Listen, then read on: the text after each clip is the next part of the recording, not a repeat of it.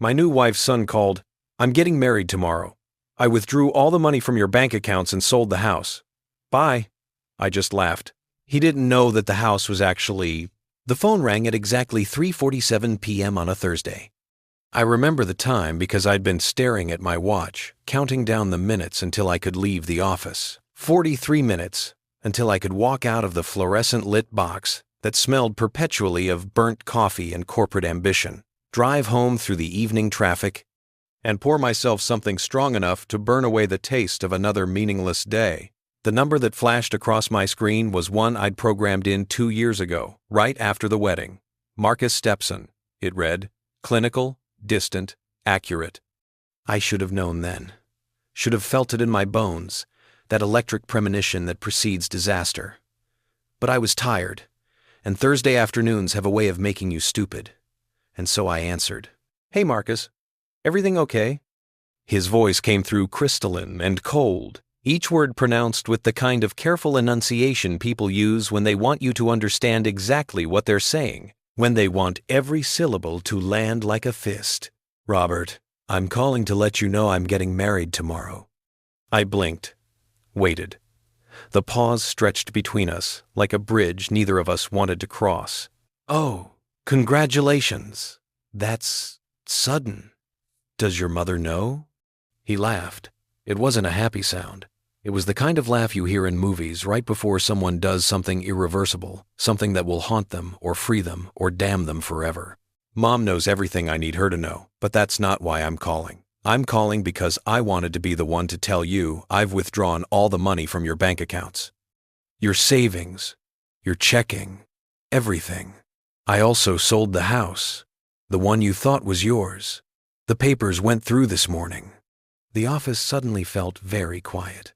I could hear my own breathing, hear the hum of my computer, hear the distant murmur of Janet from accounting talking too loudly on her phone 3 cubicles over. My hand tightened around my cell phone until my knuckles went white. "You did what?" You heard me. "Consider it a wedding gift. To myself.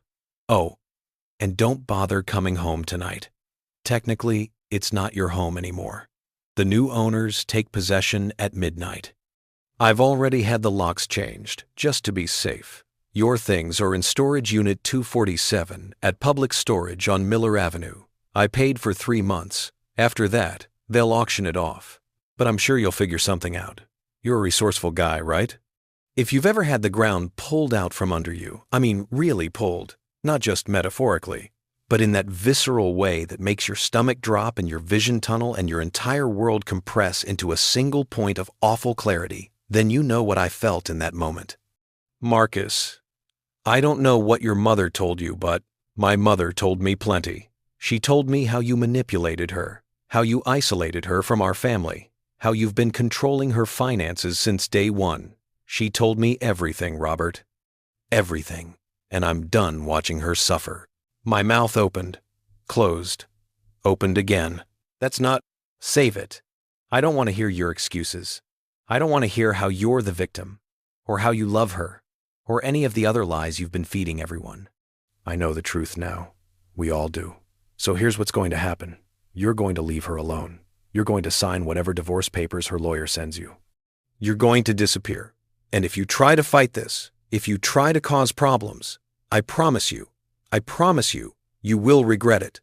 Marcus, listen to me. No, I'm done listening. I've listened for 2 years.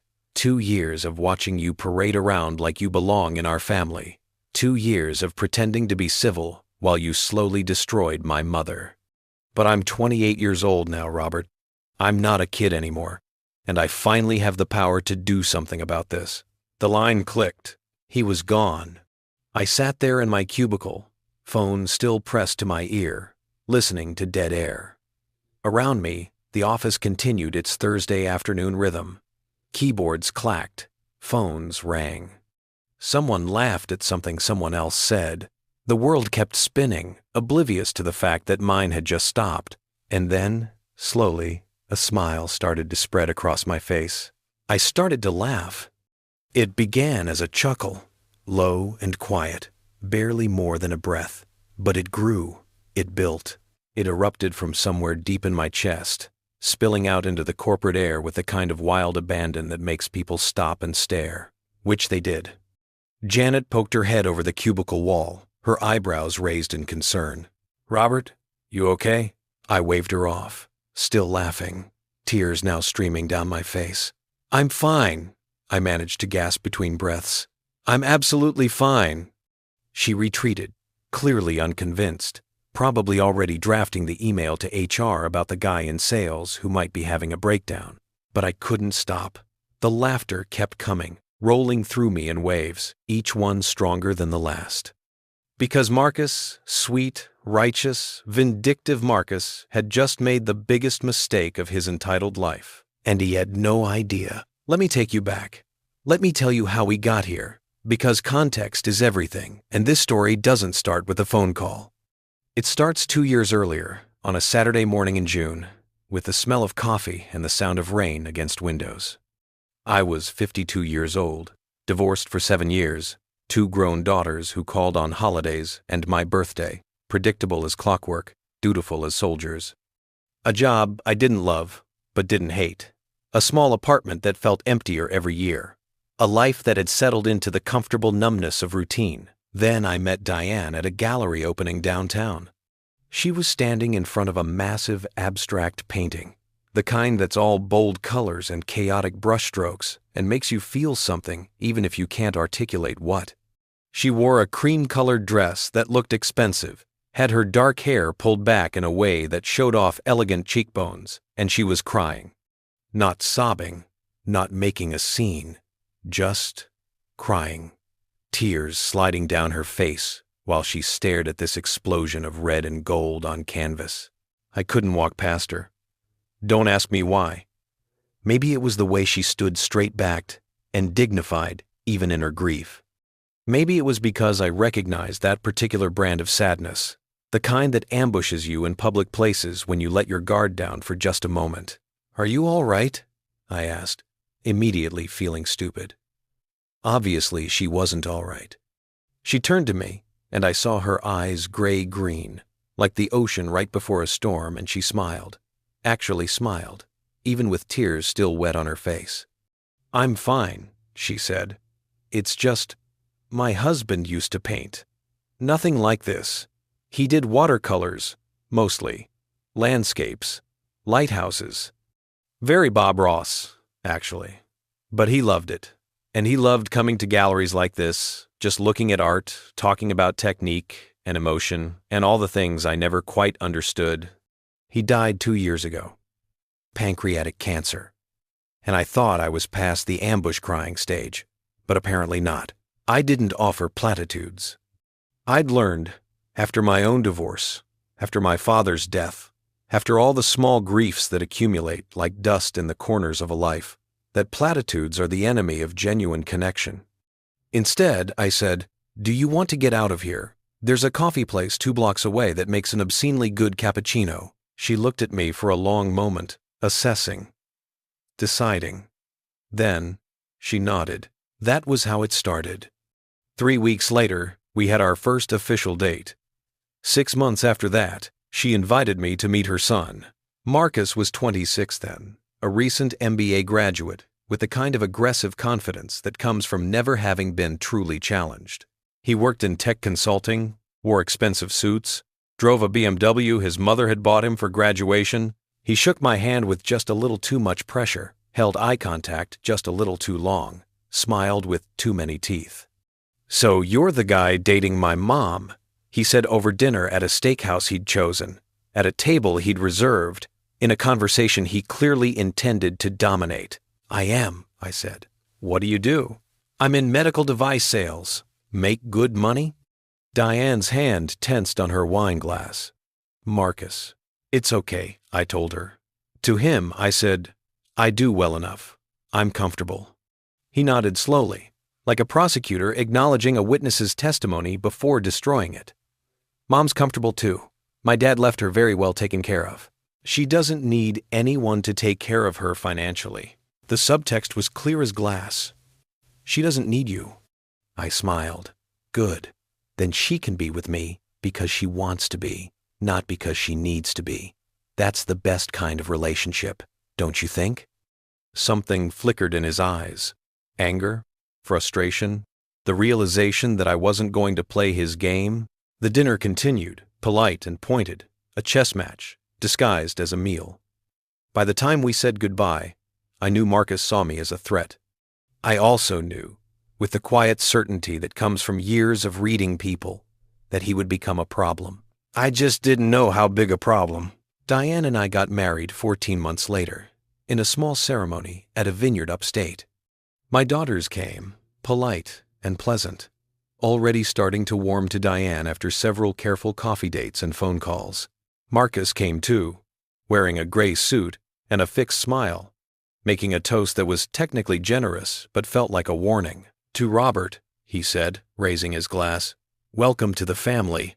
I hope you know what you're getting into." Everyone laughed. I knew it wasn't a joke.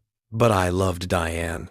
God, I loved her. She was brilliant and funny and could be unexpectedly silly after 2 glasses of wine. She read mystery novels and watched terrible reality TV and made the best lasagna I'd ever tasted. She talked about her late husband without bitterness, with a kind of grateful nostalgia that made me like him even though we'd never met. She fit into my life like a piece I hadn't known was missing. And I thought naively, stupidly, that Marcus would come around. That time would soften him. That he'd see I wasn't trying to replace his father, wasn't trying to steal his mother, was just trying to build something good with someone I loved. I was wrong. 6 months into the marriage, things started to shift. Diane became distant, distracted. She started spending more time with Marcus, meeting him for lunch, talking on the phone in hushed tones when she thought I couldn't hear. She questioned things she'd never questioned before, why I wanted to consolidate our finances, why I suggested selling her old house and buying something together, why I thought we should update her will. "Marcus thinks I'm moving too fast," she told me one night, over dinner. "He thinks I should keep some independence, keep things separate, just in case." "Just in case what?" I asked. Keeping my voice level, she looked away. "He's just looking out for me." That was when I started to understand. Marcus wasn't protecting his mother. He was protecting his inheritance. The house, Diane lived in the house her first husband had bought 30 years ago. The house that had appreciated into a small fortune in the crazy Seattle real estate market wasn't just a house. It was a symbol. It was security. It was the physical manifestation of everything his father had built. And I was the interloper who might somehow claim a piece of it. Never mind that I'd never asked Diane for anything. Never mind that I paid my own way, kept my own accounts, hadn't even suggested adding my name to the deed. In Marcus's mind, I was a gold digger, a manipulator, a con man and a long con, and he was going to expose me. Sitting in my cubicle, phone still in my hand, I thought about all of this, about the past 2 years of careful navigation, of trying to build trust with a man who had decided from day one that I was the enemy. About the gradual erosion of my marriage as Marcus whispered poison in his mother's ear, planting seeds of doubt that grew into forests of suspicion. About last week, when Diane asked me to move into the guest room just for a while.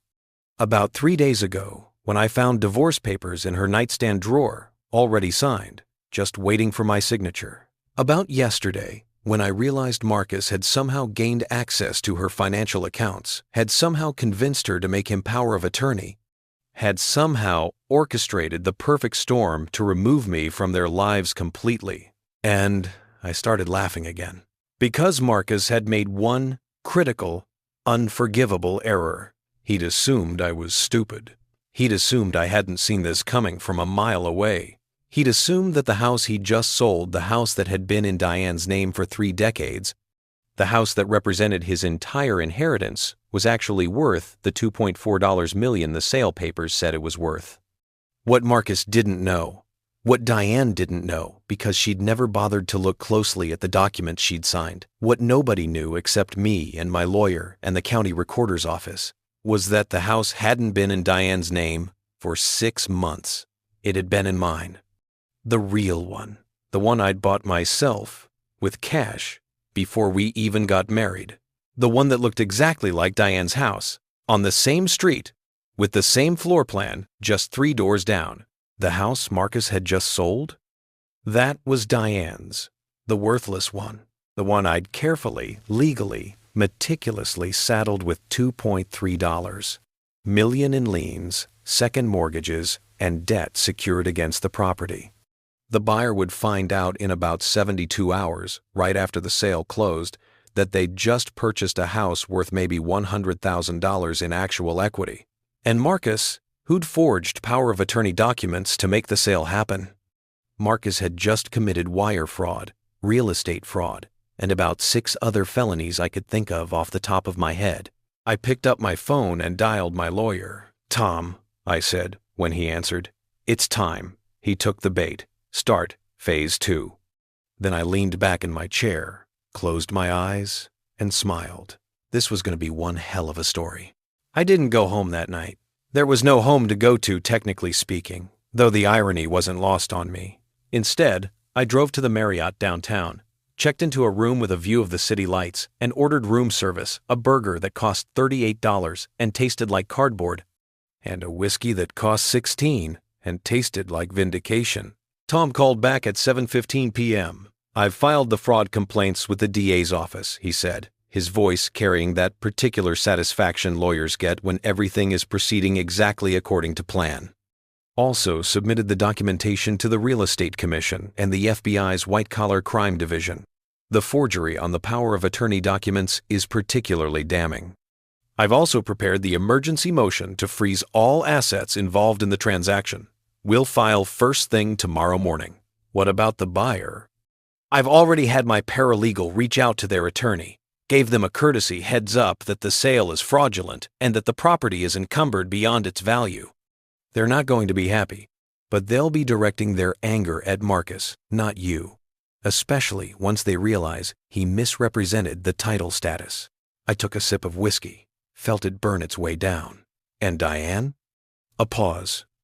Tom had been my lawyer for 15 years, had handled my first divorce, had drafted my will, had witnessed the signing of my prenuptial agreement with Diane, the one Marcus had convinced her meant I was trying to steal from her rather than protect us both. He knew the whole story.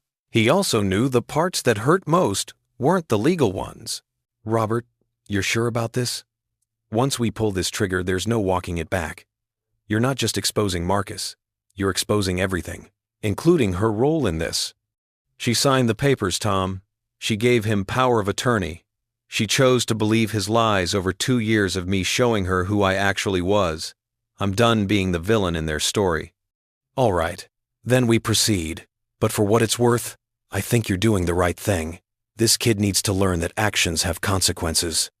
After we hung up, I sat on the edge of the hotel bed and let myself feel it. All of it. The anger, yes, but also the grief. Because somewhere in the wreckage of the past 2 years, I'd lost something real. I'd lost the woman I'd loved, not to death or distance, but to the slow poison of doubt, administered daily by a son who loved his inheritance more than his mother's happiness. And that's the thing about betrayal. It's not the grand gestures that kill you. It's the small cuts, the 1,000 tiny moments of choosing to believe the worst instead of the best. It's watching someone you love look at you with suspicion instead of trust. It's the gradual realization that no matter what you do, no matter how hard you try, you've already been convicted in a court you didn't even know existed. If you've ever loved someone who decided you were the enemy, you know that particular flavor of helplessness, that ache that settles in your chest and never quite leaves. But I wasn't helpless anymore. I pulled out my laptop and opened the folder I'd been building for 18 months. Evidence, documentation, the paper trail that would tell the real story. Let me tell you how I knew, how I prepared, how I built the trap that Marcus had just walked into with the confidence of someone who thought he was untouchable. It started 13 months ago, on a Tuesday morning in November. I came home early from a sales call that had been canceled, client emergency, reschedule next week, the usual corporate dance. I pulled into the driveway at 11:37 a.m., parked next to Diane's silver Lexus, and walked into a conversation I was never supposed to hear. They were in the kitchen. Marcus's voice carried through the house, sharp with frustration. "Mom, I'm telling you, he's playing you. Guys like him always have an angle. Why else would a 50-something divorcee with an okay job and a mediocre apartment suddenly be interested in a widow with a multi-million-dollar house? Marcus, that's not fair. Robert is a good man. He's been nothing but kind. Kind? Mom, wake up. He's isolated you from your friends. Have you talked to Patricia since the wedding? Or Susan? When's the last time you went to book club? A pause. A long one. I've been busy. We've been adjusting to married life. No, Mom. He's been adjusting you. Slowly. Carefully. Classic financial abuse tactics. And now he wants you to put his name on the house Dad bought? The house Dad worked for 40 years to pay off? You're really going to let some stranger just take it? He's not a stranger. He's my husband. He's been your husband for 6 months. Dad was your husband for 33 years. Don't dishonor his memory by handing his legacy over to someone who's probably already planning how to spend it. I stood in the hallway, frozen. I should have walked in, should have confronted them, should have defended myself. But I didn't, because I needed to hear this. Needed to understand exactly what I was dealing with. Diane's voice, when she spoke again, was smaller, uncertain. He did mention something about estate planning, about updating my will. He said it was standard for married couples. But it's not standard when one person has everything and the other person has nothing. Mom, listen to me. I've been doing some research. I've talked to a lawyer. There are things we can do to protect you, protect Dad's legacy. But you need to trust me. Can you do that? Another pause. Okay, she whispered. Okay. What do I need to do? That was the moment I knew. The moment I understood that this wasn't going to get better. That Marcus wasn't going to back down. That Diane, in her grief and her guilt and her fear of disappointing her son, was going to choose him over me. I quietly let myself back out of the house, drove around the block, parked, and sat in my car for 20 minutes. Then I called Tom. I need to see you, I said, today, and I need you to bring your real estate specialist. What's going on? I'm about to play the longest game of chess I've ever played, and I need to make sure every move is legal, documented, and absolutely airtight. Here's what most people don't understand about revenge. They think it's hot, passionate, impulsive. They think it's about getting even in the moment, about striking back when you're wounded and angry. But the best revenge, the kind that actually works, that's cold, that's calculated, that's years in the making. Tom and I spent 3 hours in his office that day, mapping it out. The lawyer he brought in, Margaret Chen, a real estate attorney who'd handled some of the most complex property disputes in the state, listened to my situation and then smiled. You're in a better position than you think, she said, but you need to be smart about this, and you need to be patient. The plan was elegant in its simplicity. First, I bought a house. Not just any house, a house on the same street as Diane's, 3 doors down, with an almost identical floor plan. It had been on the market for months, overpriced and under-maintained, the result of an estate sale gone wrong. I paid $890,000 cash, using money from investments I'd built over 30 years of careful saving. Then I renovated it, slowly, carefully, matching every detail to Diane's house. Same flooring, same fixtures, same paint colors. I told Diane it was an investment property, that I was flipping it, that it was going to be my retirement project. She never once asked to see it. While the renovation was happening, Margaret worked her magic on the title to Diane's house. Nothing illegal, nothing fraudulent, just creative. See, Diane had owned that house free and clear. No mortgage, just pure equity, worth about $2.4 million in the current market. But she'd also given me power of attorney 6 months into our marriage for emergency purposes, standard stuff for married couples. She'd signed it without reading it carefully, trusting that it was just procedural paperwork. What she didn't realize was that the power of attorney gave me the legal authority to act on her behalf in financial matters. So I borrowed against the house a lot. I took out a home equity line of credit for $1.2 million, then a second mortgage for another $800,000. Then I used the house as collateral for several business loans, totaling $400,000. All legal, all documented, all with her power of attorney authorizing the transactions. The money? I put it in a trust, in her name, for her benefit, untouchable by me in any divorce. Managed by an independent trustee with instructions to hold it until her death, at which point it would go to Marcus.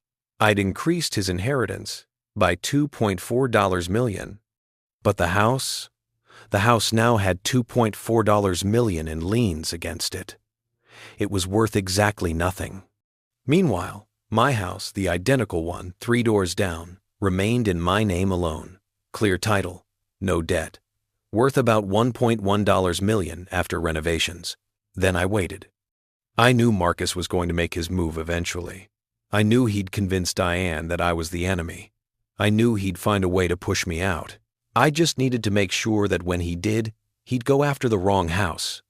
The genius of it, and I don't say this to brag, but to explain, was that I didn't have to trick Marcus. He tricked himself. See, when you're convinced someone is a con artist, you start seeing cons everywhere. Every action becomes evidence of the grift. Every kindness is manipulation. Every suggestion is a scheme. So when I suggested that Diane and I should move into my house, the renovated one, and rent out her house for income, Marcus immediately assumed I was trying to claim her property. He's trying to confuse the ownership, he told Diane, according to the conversation I overheard 3 months later. Once you move into his house, once your mail goes there, once you establish residency, he'll argue that you abandoned your house, that it's marital property, that he's entitled to half. It's a classic bait and switch. Diane, bless her, actually defended me on that one. Robert said we could keep my house in my name. He even suggested putting it in a trust for you, Marcus. He's trying to protect your inheritance, not steal it. That's what he wants you to think. Mom, please, just don't move, don't change anything. Keep everything exactly as it is. So we stayed in Diane's house, the one that was slowly becoming worthless as the liens and loans piled up against it. And my house sat empty, appreciating, waiting. 6 months ago, things accelerated. Marcus somehow obtained, and I still don't know how, though Tom has some theories involving bribed bank employees and illegal computer access copies of Diane's financial statements. He saw the loans, the mortgages, the lines of credit, and he exploded. I wasn't there for that conversation, but Diane told me about it later, her face pale, her hands shaking.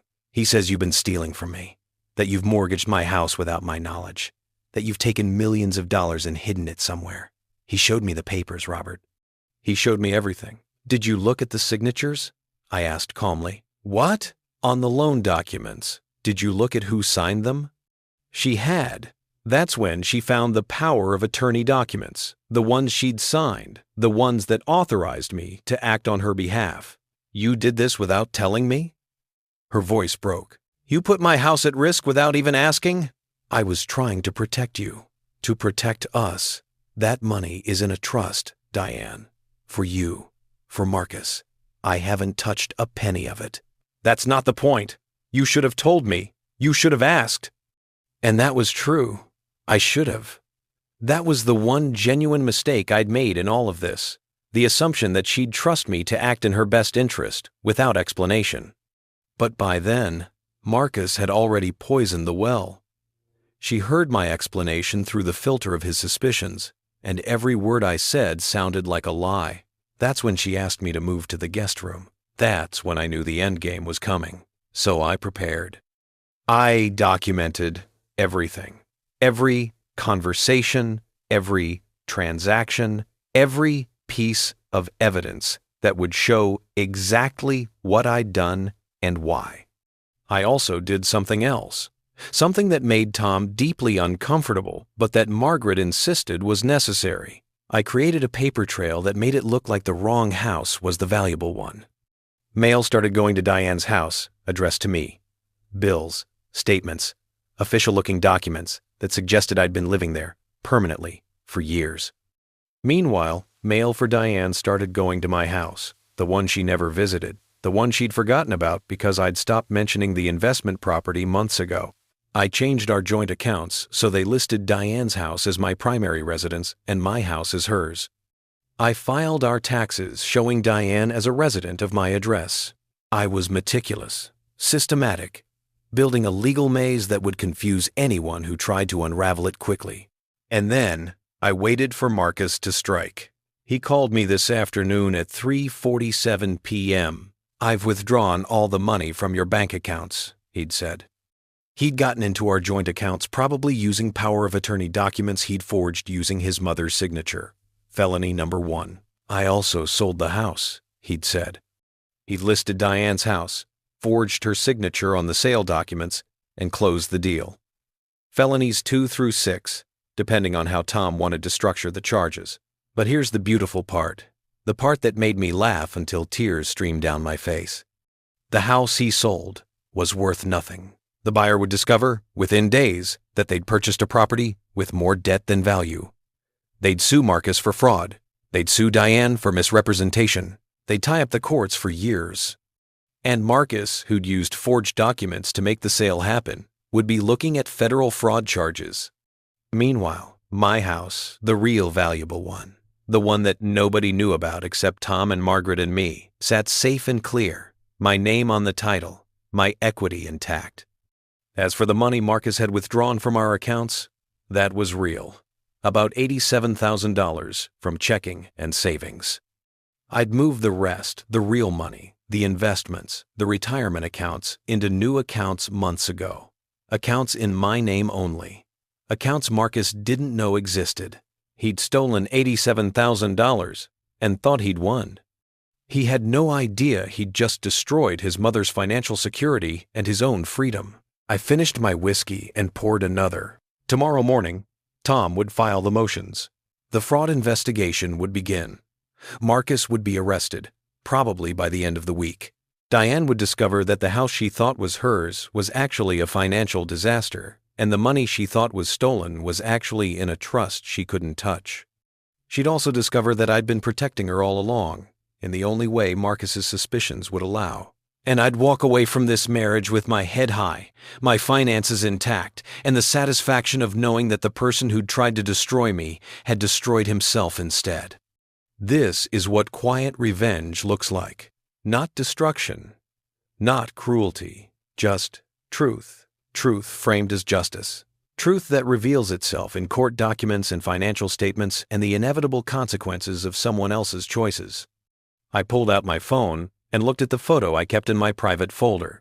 Diane and me on our wedding day, smiling at the camera, her hand in mine, both of us believing in something that turned out to be as fragile as trust always is. I deleted it. Then I opened my laptop and started typing. Not a legal document this time, not evidence or strategy or planning, just this story, this record of how we got here. Because someone needs to know that the villain isn't always the villain. Sometimes he's just the man who refused to be the victim. I woke up at 6:12 a.m. to the sound of my phone buzzing against the nightstand. Not ringing, buzzing. That insistent vibration that means someone is calling, repeatedly, hanging up, calling again. The kind of desperation that translates through technology. I knew who it was before I looked at the screen. Diane flashed across the display. Third call in 2 minutes. I let it go to voicemail, listened to the silence of the hotel room. Outside, the city was beginning its Friday morning routine traffic building. People hurrying to jobs they tolerated, lives clicking forward in their predictable patterns. My phone buzzed again. This time I answered. Robert. Her voice was raw, scraped hollow by crying. Robert, please, we need to talk. About what? I kept my tone neutral. Not cold, not warm. Switzerland. If Switzerland could feel its heart breaking. Marcus called me this morning. Something's happened. The house sale. There's a problem with the title. The buyer's attorney is threatening to sue. They're saying the property has liens. Massive liens. They're saying Marcus committed fraud. Robert, they're saying I committed fraud. I sat up slowly, swung my legs over the edge of the bed. Through the hotel window, Seattle spread out below me, gray and green and oblivious. Did you commit fraud, Diane? What? No, of course not. But Marcus says you did something, that you put these loans against the house without telling me, that you ruined everything. I used the power of attorney you gave me to secure loans against your property. You signed those documents willingly. Everything was legal, but you didn't tell me. You didn't ask. The silence that followed was the sound of a marriage dying. We both heard it. We both knew what it meant. Robert, please. I need you to fix this. Whatever you did, whatever's happening, you need to make it right. Marcus is talking about criminal charges, about the FBI. He's panicking, and I don't know what to do, and you're my husband, and I need you to... To what? I cut her off, and my voice was harder now, sharp enough to draw blood. To save your son from the consequences of his own actions? To take the blame for his fraud? To disappear quietly so you and Marcus can pretend I was the villain all along? That's not... It is, though. That's exactly what this is. Marcus decided I was a con artist from day one. You chose to believe him.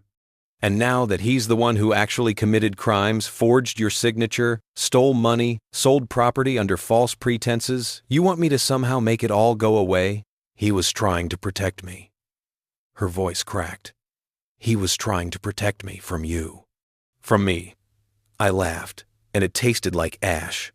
The man who loved you, who married you, who spent 2 years trying to build a life with you, while your son did everything in his power to destroy it.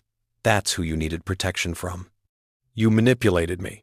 You isolated me from my friends, my family. I invited your friends to our house every month.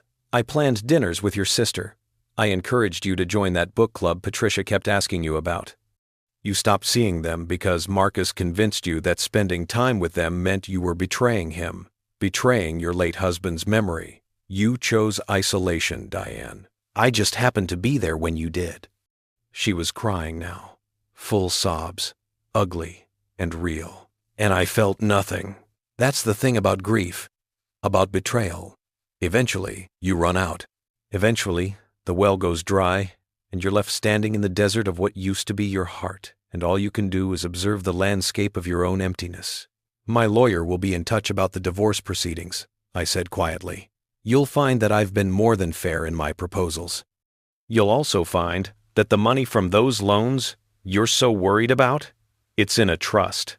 For you, all $2.4 million of it. I never touched a penny. But you'll need to work with the trustee to access it, and you'll need to deal with the legal mess Marcus created.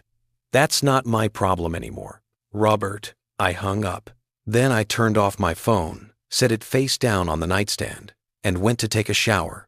Tom called the hotel room at 8:30 a.m. sharp. We've filed the emergency motions, he said. The DA's office is very interested. Apparently, Marcus isn't as clever as he thinks he is. He left a trail a mile wide.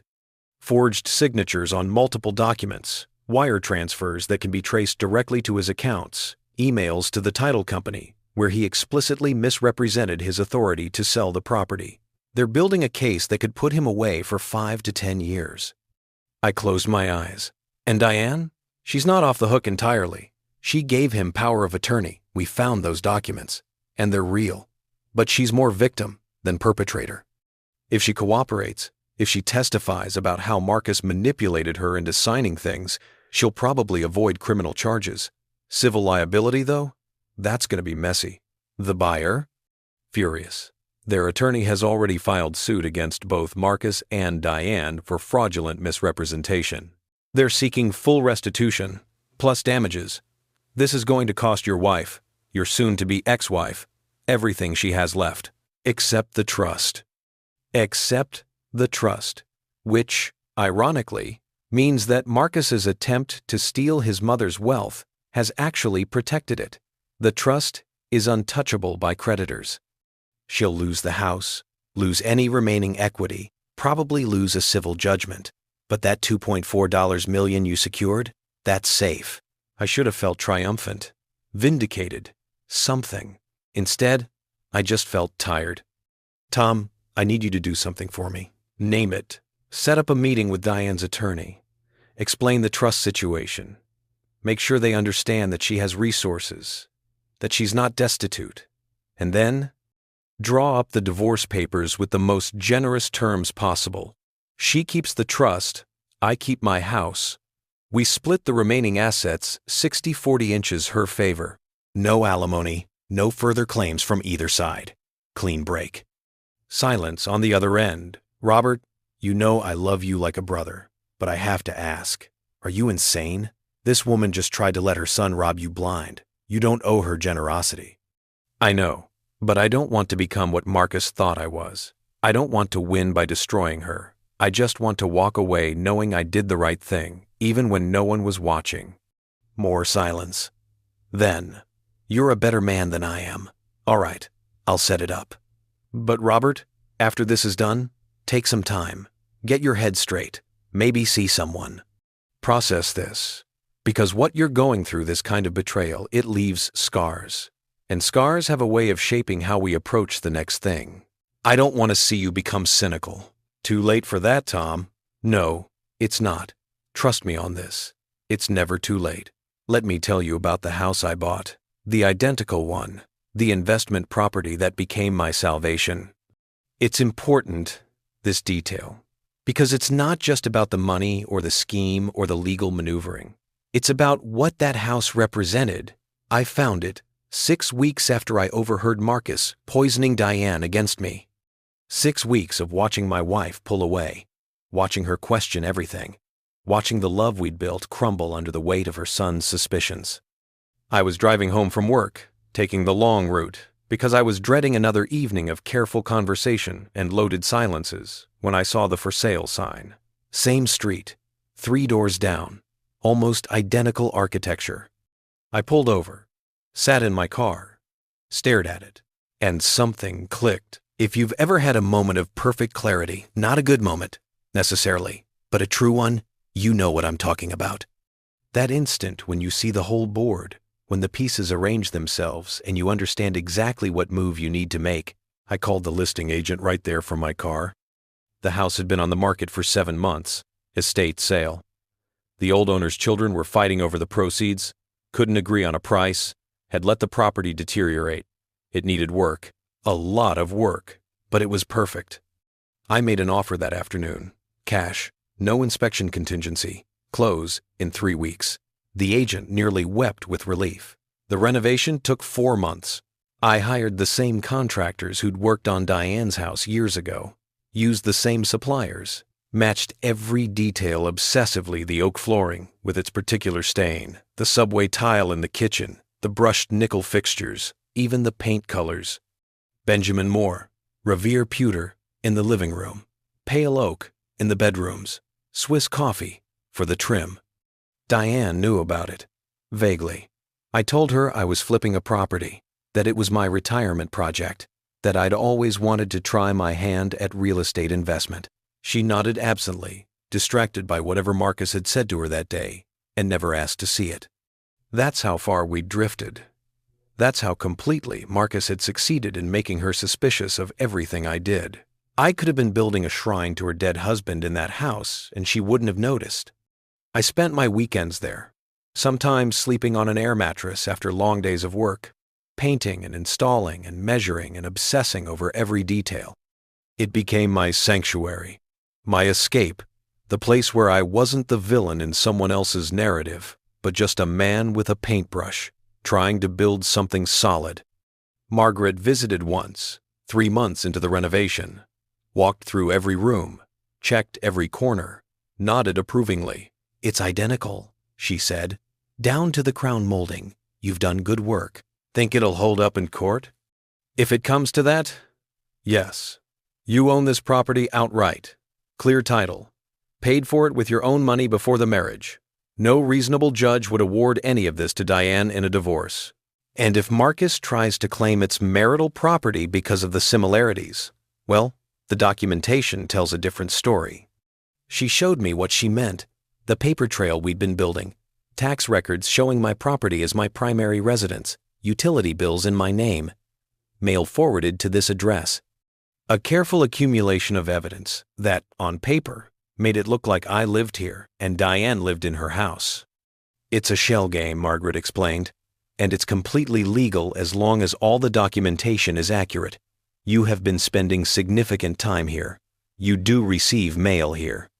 The fact that Diane doesn't know about it doesn't make it fraudulent. It just makes it strategic. Strategic. That's a nice word for it. The truth is, I was building a lifeboat because I knew the ship was sinking. I knew Marcus wouldn't stop until he'd driven me out. And I needed to make sure that when I went overboard, I had something to cling to. I just didn't expect Marcus to try to sink his mother along with me.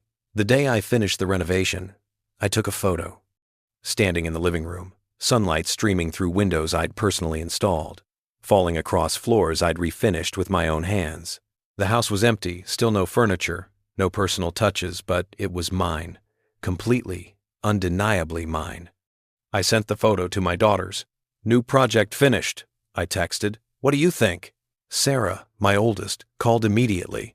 "Dad, that's gorgeous. Did you really do all that yourself?" "Most of it. Hired out the electrical and plumbing. But yeah, it's been my therapy project." A pause. Then, carefully.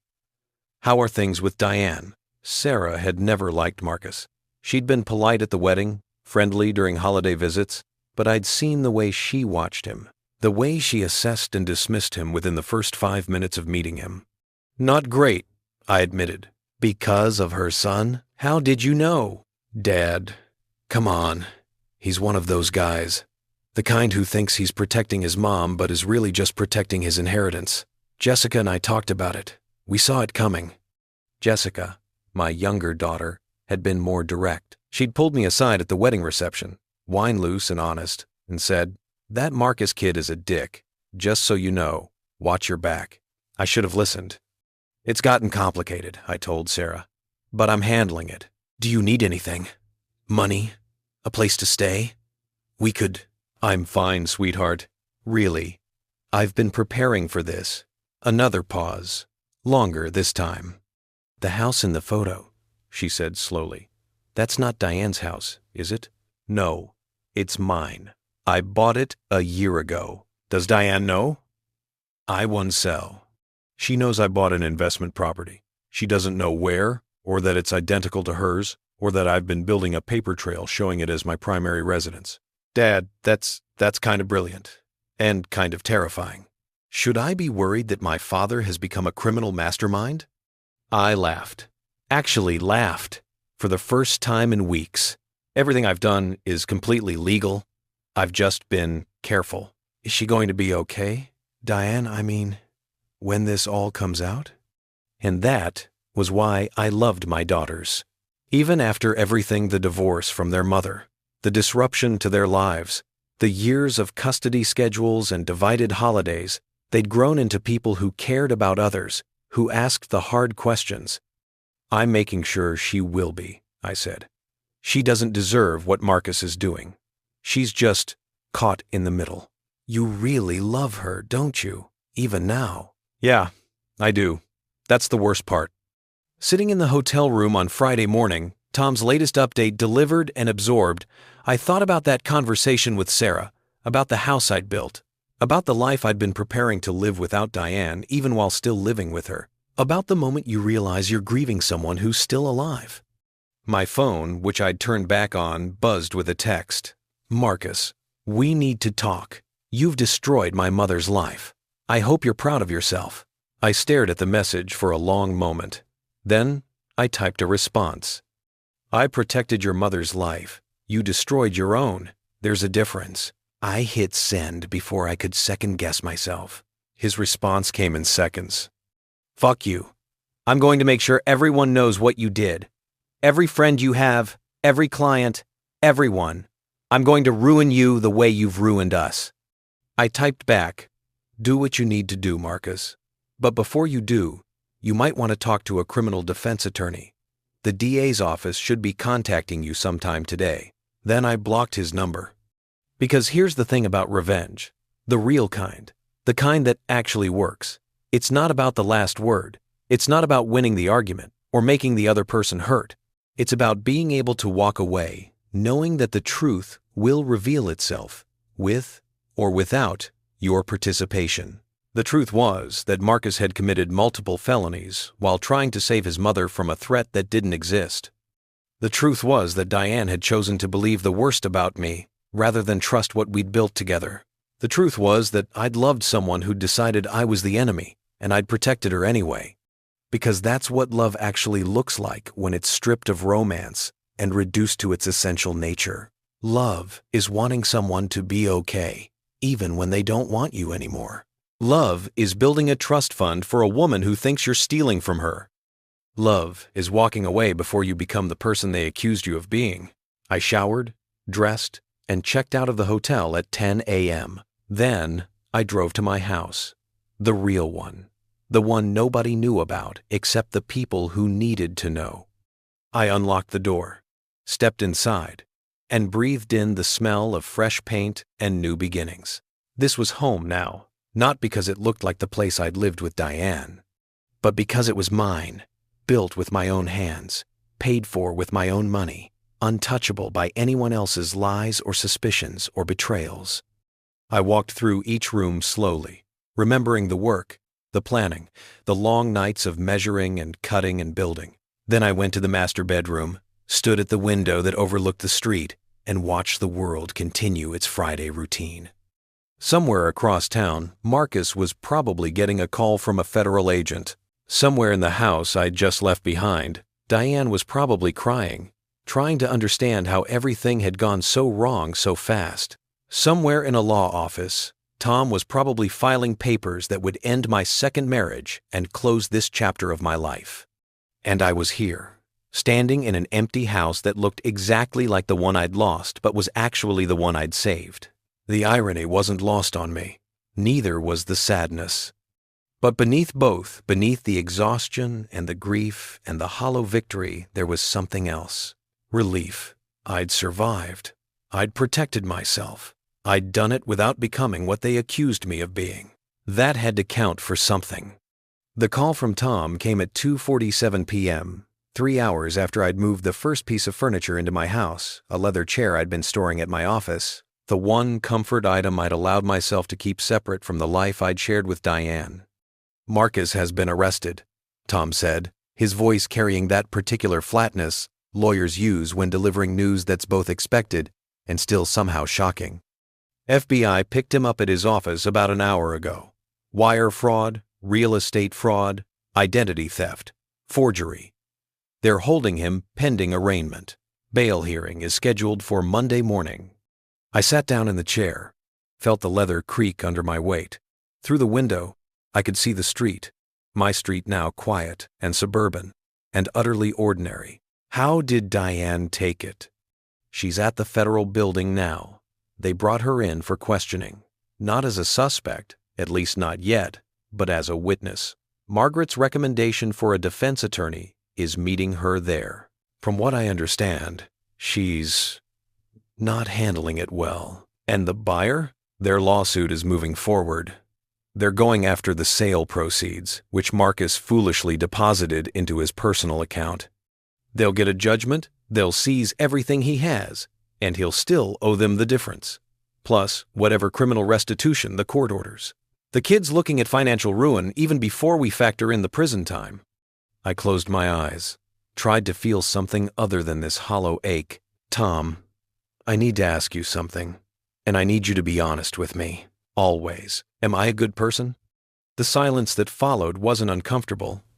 It was thoughtful, measured, the kind of pause that means someone is actually considering the question instead of rushing to reassure you. You're a person who was put in an impossible situation, Tom finally said. You loved someone whose child decided you were a threat. You tried to build trust with people who'd already decided you were guilty, and when they moved to destroy you, you protected yourself. That doesn't make you bad, Robert. It makes you human. I built an elaborate trap and let Marcus walk into it. You built a legal safety net, and Marcus chose to commit multiple felonies while trying to tear it down. There's a difference. You didn't force him to forge documents. You didn't force him to steal money or sell property he didn't own. He made those choices. Bad choices, criminal choices, and now he's facing the consequences. But I knew he would. I counted on it. You counted on him being exactly who he showed himself to be. That's not manipulation.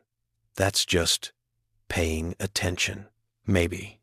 Or maybe I was exactly what Marcus had always accused me of, being just more competent at it than he'd imagined. Let me tell you about Marcus's wedding. The one that was supposed to happen tomorrow. The one he'd called me about yesterday, so smug and certain that he'd finally won. I knew about it before he called. Had known for 3 weeks, actually, ever since I'd seen the invitation on Diane's dresser while she was in the shower. Ivory cardstock, elegant script, a venue in wine country that probably cost more than most people's cars. Marcus Donovan and Becca Chen request the honor of your presence. I'd stood there holding that invitation, feeling the weight of expensive paper stock in my hands, and I'd known that this was the deadline Marcus had set for himself. Known that he wanted to start his married life free from the burden of his mother's mistake husband. Known that whatever he was planning, whatever move he was going to make, it would come before that wedding. So I'd prepared. I'd made sure every legal defense was in place. Made sure Tom had all the documentation ready to file at a moment's notice. Made sure the paper trail was so clear, so obvious, that any investigation would lead straight back to Marcus's forged signatures and fraudulent claims. And then I'd waited. The invitation was still there, probably. Still sitting on Diane's dresser, a reminder of a celebration that would never happen, because Marcus wouldn't be getting married tomorrow. He'd be sitting in a jail cell, trying to explain to a federal judge why he should be released on bail, despite the overwhelming evidence of fraud and flight risk. And Becca, poor Becca, who'd probably thought she was marrying into money and stability, would be left to decide whether to stand by a man facing federal prison or cut her losses and run. I wondered if Marcus had told her what he'd done. If he'd bragged about it, shown her the bank statements, explained how he'd saved his mother from her predatory husband. I wondered if she was still planning to marry him.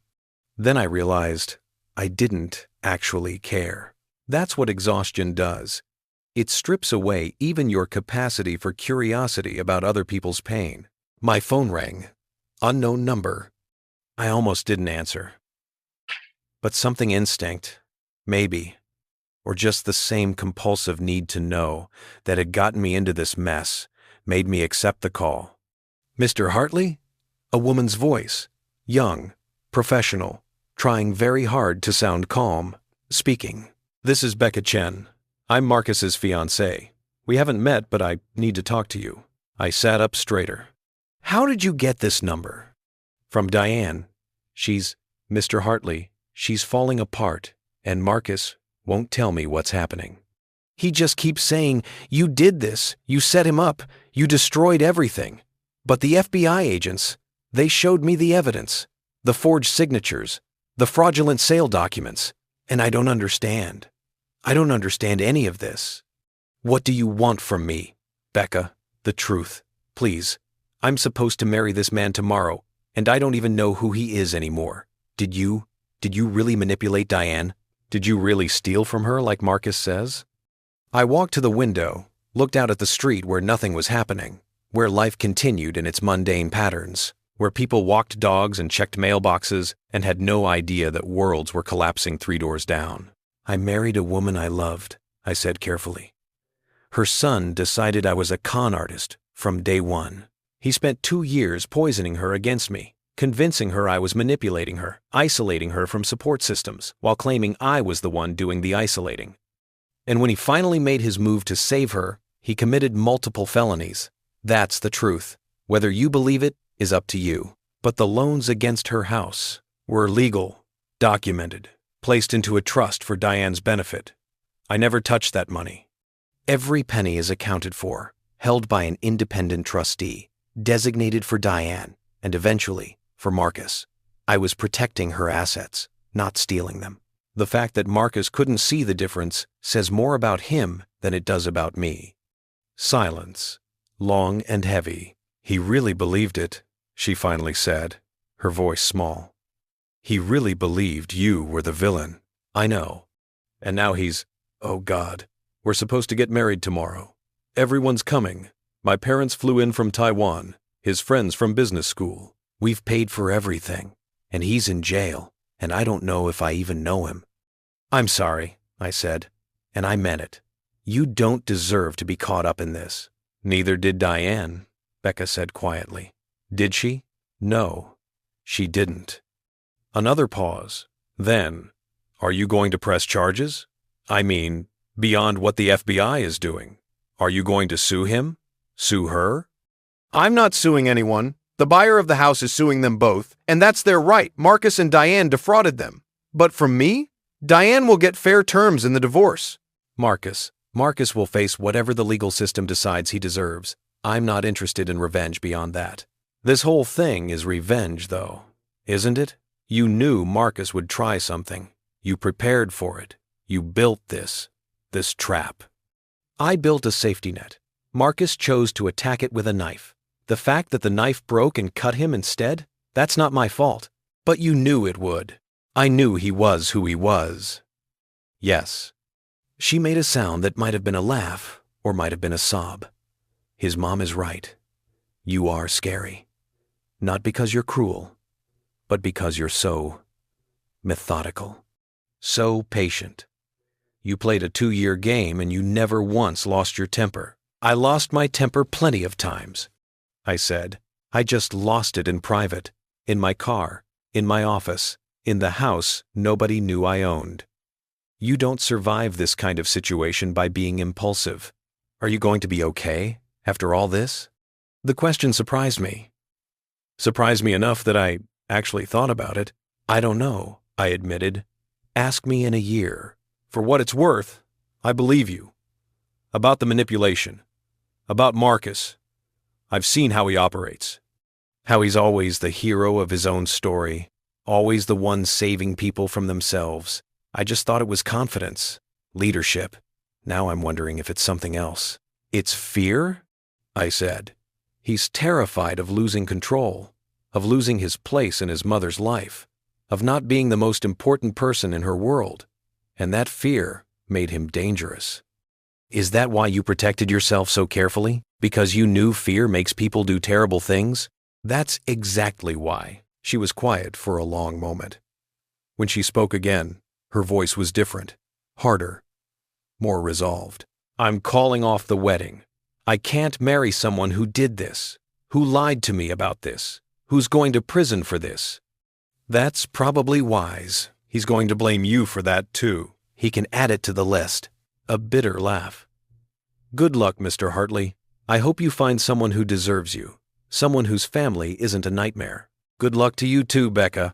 You deserve better than this. She hung up. I sat in the leather chair and watched the afternoon light change, shadows lengthening across my empty house, and thought about deserving things. Did Diane deserve what was happening to her? Being questioned by the FBI? Facing lawsuits? Discovering that the son she defended had destroyed her financial security in the name of protecting it? Did Marcus deserve prison time for crimes committed out of misguided love for his mother?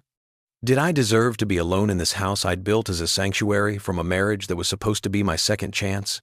Deserving, I decided, was the wrong framework. Life doesn't operate on a system of karmic justice where good people are rewarded and bad people are punished. Life is just a series of choices and consequences. And sometimes the consequences are proportional, and sometimes they're not, and deserving has nothing to do with any of it. Marcus had made choices. I had made choices. Diane had made choices. Now we were all living with the consequences. That evening, I drove to a storage unit across town, Unit 247, at Public Storage, on Miller Avenue to be exact. The one Marcus had mentioned when he called yesterday. So proud of himself for putting my belongings somewhere I'd have to claim them, so certain he'd won. The manager at the front desk was a woman in her 60s with reading glasses on a chain and a kind face that had probably seen every variety of human drama play out in her storage units. Unit 247, I said. I believe my belongings were placed there recently? She typed on her computer, frowned. Yes. Rental was paid for 3 months by a Marcus Donovan, but the unit is listed under Diane Hartley's name as the authorized person. Are you authorized? I'm Robert Hartley, Diane's husband. Those are my belongings. I'll need to see ID. I showed her my driver's license. She studied it, typed more, frowned harder. The problem is, Mr. Hartley, your name isn't on the authorization list. Only Diane Hartley and Marcus Donovan are authorized to access this unit. Of course Marcus would have thought of that. One more small cruelty. One more way to inconvenience me. To make me dependent on Diane's goodwill to retrieve my own possessions. Can you call Diane Hartley and get authorization? I can try. She picked up the phone, dialed, waited. Hi, Mrs. Hartley. This is Sandra from Public Storage on Miller. I have your husband here asking to access Unit 247. Can you authorize? Oh, I see. Yes, I understand. Thank you. She hung up, looked at me with something that might have been pity. She says she needs to think about it, that there are some personal items in there she needs to go through first. She'll call me back. I nodded slowly. Can I ask what's actually in the unit? Sandra hesitated, then apparently decided that information wasn't confidential. Some clothes, boxes of books and papers, a desk, a few pieces of furniture. Honestly, it looks like someone just packed up a bedroom and an office very quickly. Nothing valuable. That's all my possessions? According to the manifest, Marcus Donovan provided. Yes. 2 years of living with Diane, 2 years of accumulating a shared life. And what I had to show for it was some clothes, some books, and furniture that fit in a 10x10 storage unit. The rest, the photos, the gifts, the small domestic artifacts that mark a marriage probably thrown away or kept by Diane or considered too meaningless to bother with. It was absurd. It was insulting. It was also perfectly in character for Marcus's brand of petty vindictiveness. Tell you what, Sandra said, lowering her voice conspiratorially. I can't let you in the unit. But if you happen to rent another unit, and if you happen to give me a list of items you believe are yours, and if Mrs. Hartley were to authorize the transfer of those specific items to your new unit, well, that would be following procedure, wouldn't it? I looked at her. Really looked at her. Saw the wedding ring on her finger, the photos on her desk of grandchildren, the way her eyes held that particular kindness that comes from having survived your own share of life's catastrophes. You've seen this before, I said. Haven't you? The aftermath. Honey, I've managed this place for 30 years. I've seen every kind of aftermath there is. Divorces, evictions, deaths, families fighting over junk that nobody actually wants. And I've learned to spot the difference between people who are cruel and people who are just in pain. You strike me as the latter. I might be both. Maybe. But at least you're honest about it. Rent a unit? I rented Unit 309. Gave Sandra a detailed list of what I believed Marcus had taken from the house. My clothes, my books, my desk from the home office, my grandmother's lamp, the signed first edition of Lonesome Dove my father had given me.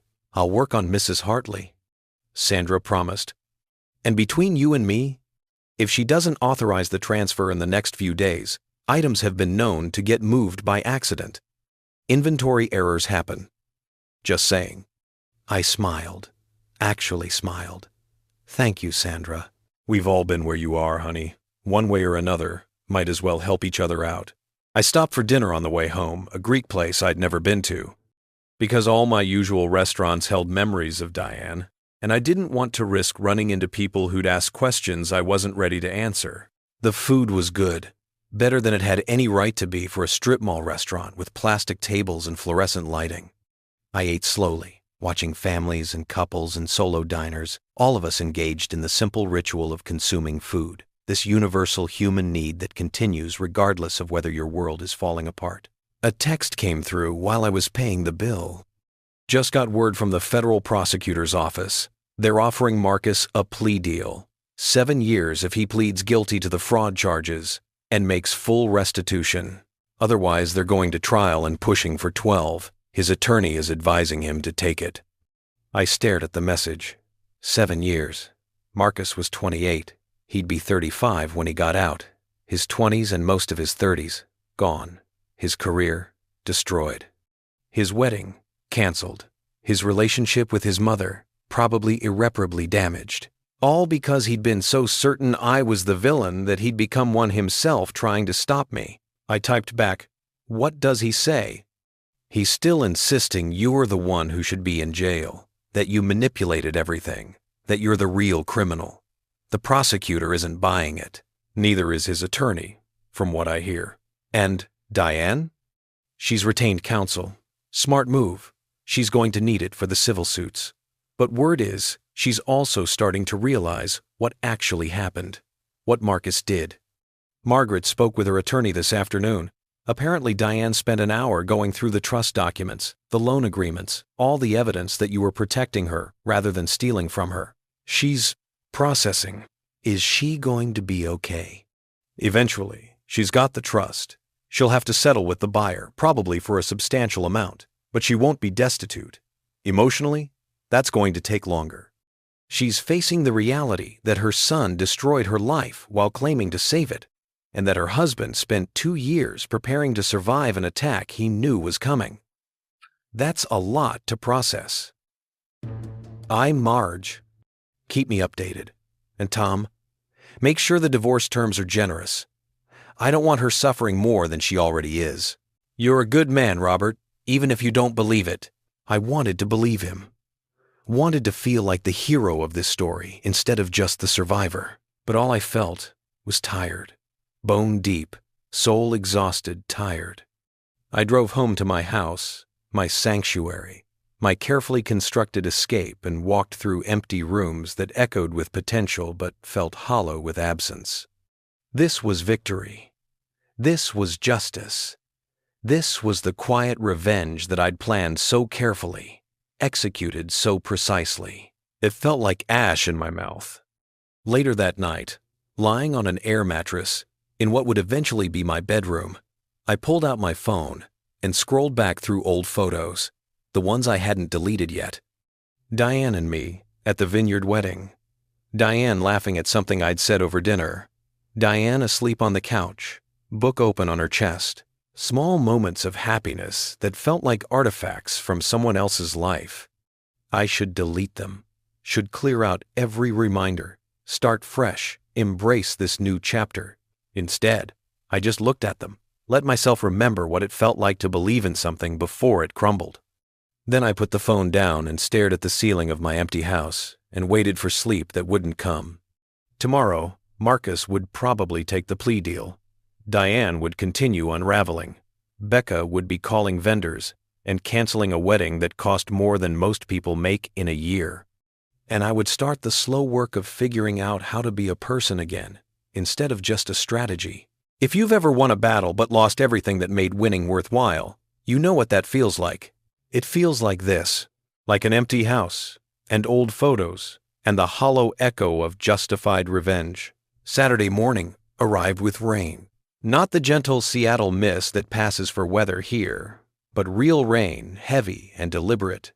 The kind that drums against windows and turns streets into rivers and makes you feel like the sky is mourning something it can't quite name. I woke up on the air mattress at 6:23 a.m., my back protesting the temporary sleeping arrangement, my phone already showing 3 missed calls, 2 from numbers I didn't recognize, 1 from my daughter Sarah. I called her back first. Dad. Her voice was tight with worry. I just saw the news. The Seattle Times is running a story about Marcus's arrest. They're calling it Local Tech Consultant Charged in Multi-million-dollar Real Estate Fraud. Your name isn't in it. But, Dad, what happened? I sat up slowly, every muscle complaining. Through the bedroom window, I could see rain sliding down glass, distorting the world beyond. It's complicated. That's what you always say when something is actually very simple but very painful. Talk to me. So I did. I told her everything. The whole 2-year story, condensed into 20 minutes of careful explanation. The suspicions, the manipulation, the trap I'd built. Marcus's catastrophic mistake. The arrest, the impending divorce. She listened without interrupting, which is how I knew it was bad. Sarah only goes quiet when she's processing something that requires her full analytical attention. When I finished, the silence stretched for so long I thought the call had dropped. Sarah, I'm here. Dad, this is insane. This is like something out of a legal thriller. You planned all this? For 2 years? I prepared for all this. Marcus made his own choices. But you knew he would. You counted on him being exactly this stupid and vindictive. Yes, that's... She paused. Actually, kind of terrifying. In an impressive way, but terrifying. Your sister said something similar. Does Jessica know? Not yet. I was going to call her today. Don't. Let me. She's going to have opinions. Strong ones. And you probably don't need to hear them all at once. A pause. Dad, are you okay? And I don't mean legally or financially. I mean actually okay. I looked around the empty room, at the air mattress and the single lamp and the boxes I hadn't unpacked yet, at the rain-streaked window and the life I was trying to build from the ruins of the one I'd lost.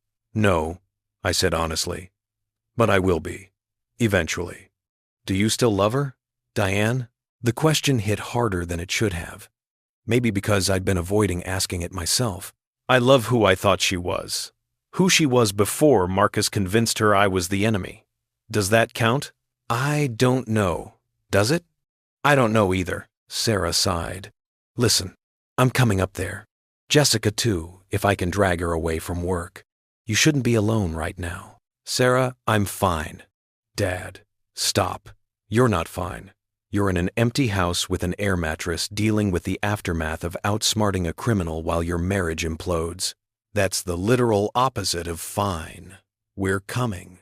This weekend. I'm booking flights now. Don't argue. I found myself smiling despite everything.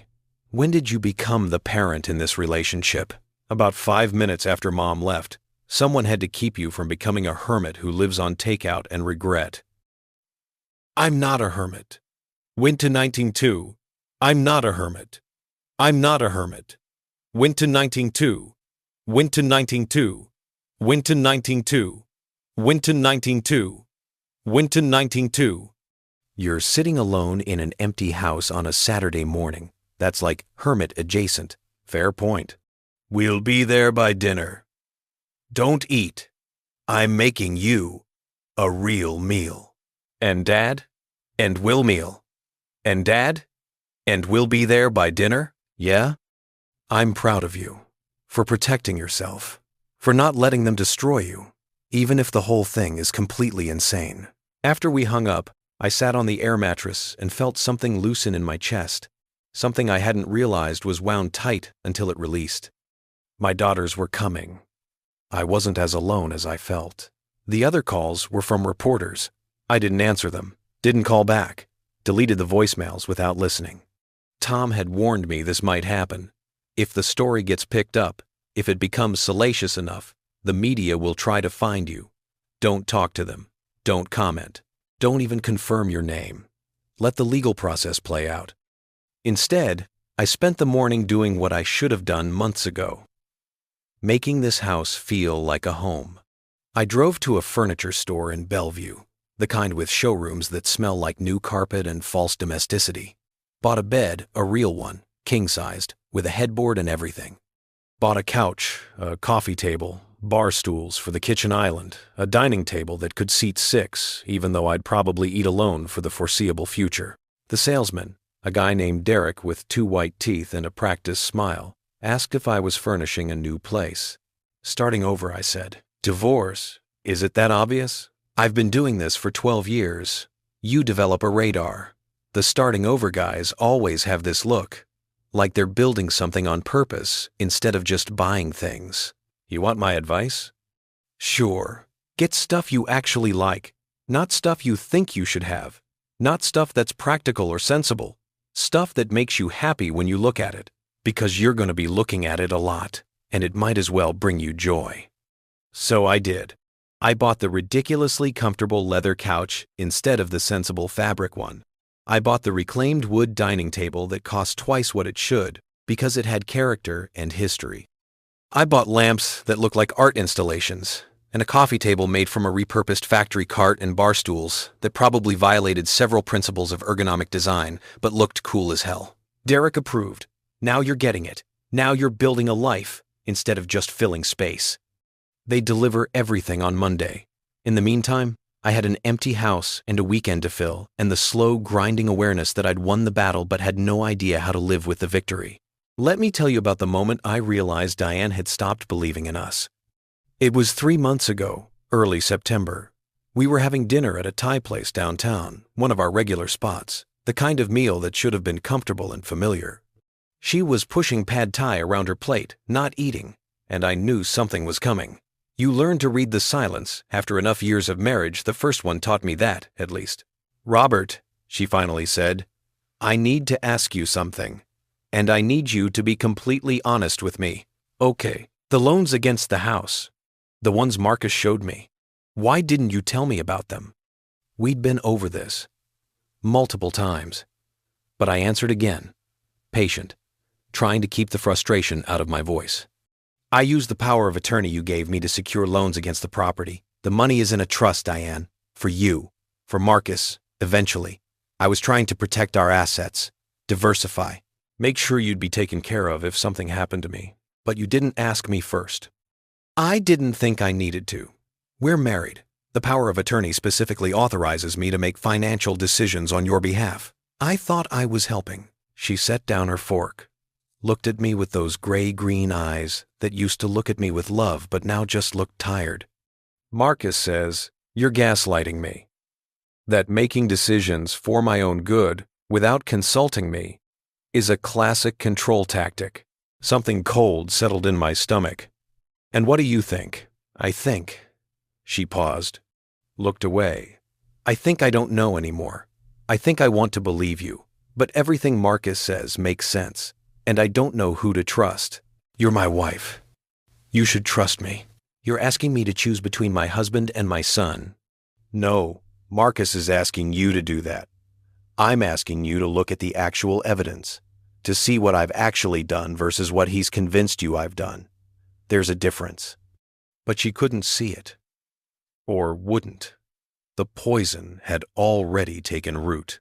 We finished dinner in silence. Drove home separately because she'd met me there from a lunch with Marcus. I watched her taillights disappear into Seattle traffic and knew, with absolute certainty, that we were ending. Not that day, not that week, but soon. Marcus had won the war for his mother's trust. The marriage was just waiting for the official paperwork. That night, I'd gone to my house, the empty one, the safe one, and I'd allowed myself to rage. I'd thrown things, shouted at walls, punched a door frame hard enough to bruise my knuckles. Then I'd called Tom. "He's going to make his move soon," I told him. "We need to be ready." "How do you know?" "Because he's convinced her I'm the enemy." And once you've convinced someone of that, once you've isolated them from their own judgment, the next step is to rescue them. He's going to do something dramatic, something that proves he was right all along. And we need to make sure that when he does, we're prepared.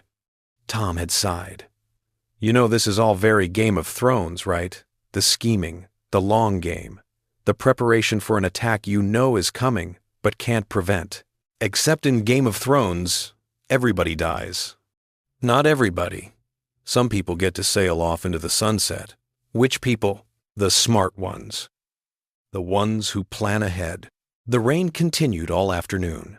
I unpacked boxes, hung clothes in the master bedroom closet, set up my desk in what would be the home office, found the signed first edition of Lonesome Dove, and placed it on a shelf with the kind of reverence it deserved. My father had given me that book on my 30th birthday. "You're the right age now," he'd said. "Old enough to appreciate what McMurtry understood about men and friendship and the myths we tell ourselves about who we are." I'd read it 3 times since then, each time finding something different.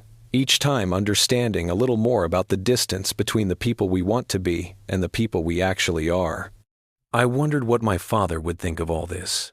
He died 8 years ago, right after my first divorce, so he'd never met Diane, never saw me try to build something new from the ruins of something old. But I thought he'd understand. He'd been a practical man, a chess player, someone who thought 3 moves ahead and didn't apologize for being prepared. "Life comes at you fast," he used to say. "The people who survive are the ones who see it coming." I'd seen Marcus coming from the first handshake. I just hadn't expected the collision to be this catastrophic. At 4:30 p.m., my phone rang. Diane. I stared at her name on the screen for 3 rings before answering. Robert. Her voice was raw, destroyed. Can we talk, please? About what? About everything. About what Marcus did. About what you did. About all of it. I've been with lawyers all morning, and I'm trying to understand, and I need to hear it from you. The whole truth. I looked around my empty house, at the rain outside, at the life I was building that she'd never be part of. Where are you? At the house. The old house. Marcus's lawyer got him bail this morning. He's at my place now, packing. The court ordered him to stay with me until trial. Some kind of house arrest situation. But he won't talk to me. He just keeps saying, "You did this. You destroyed everything. And I'm trying to understand how we got here." Did you tell him where I am? No. He doesn't know about your other house. I didn't even know about it until the FBI agent mentioned it yesterday. Robert, you bought an identical house, 3 doors down, and you never told me? I told you I bought an investment property. You didn't tell me it was a replica of my home.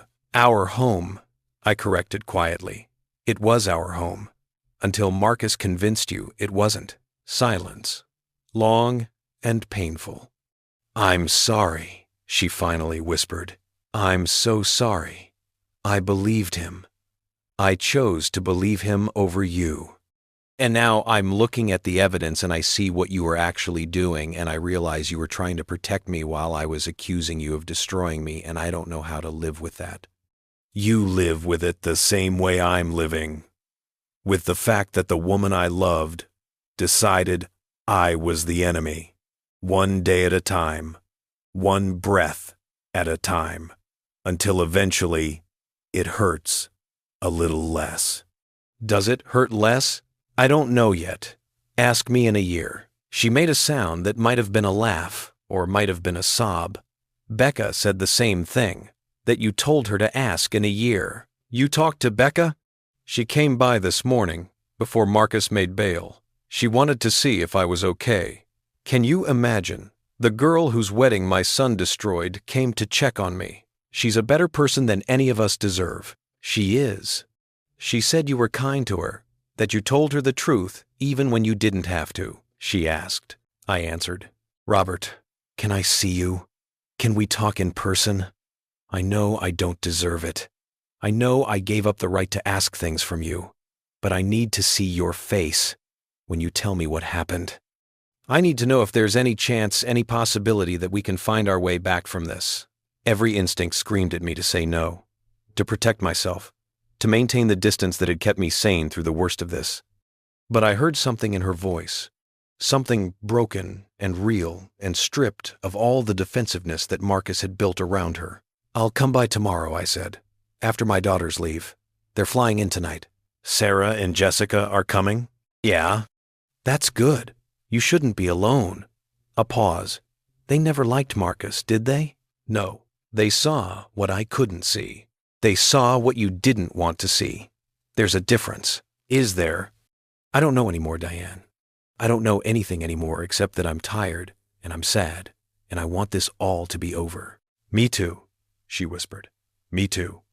My daughters arrived at 6:47 p.m., Sarah carrying takeout bags from my favorite Vietnamese place, and Jessica carrying what appeared to be an entire liquor store.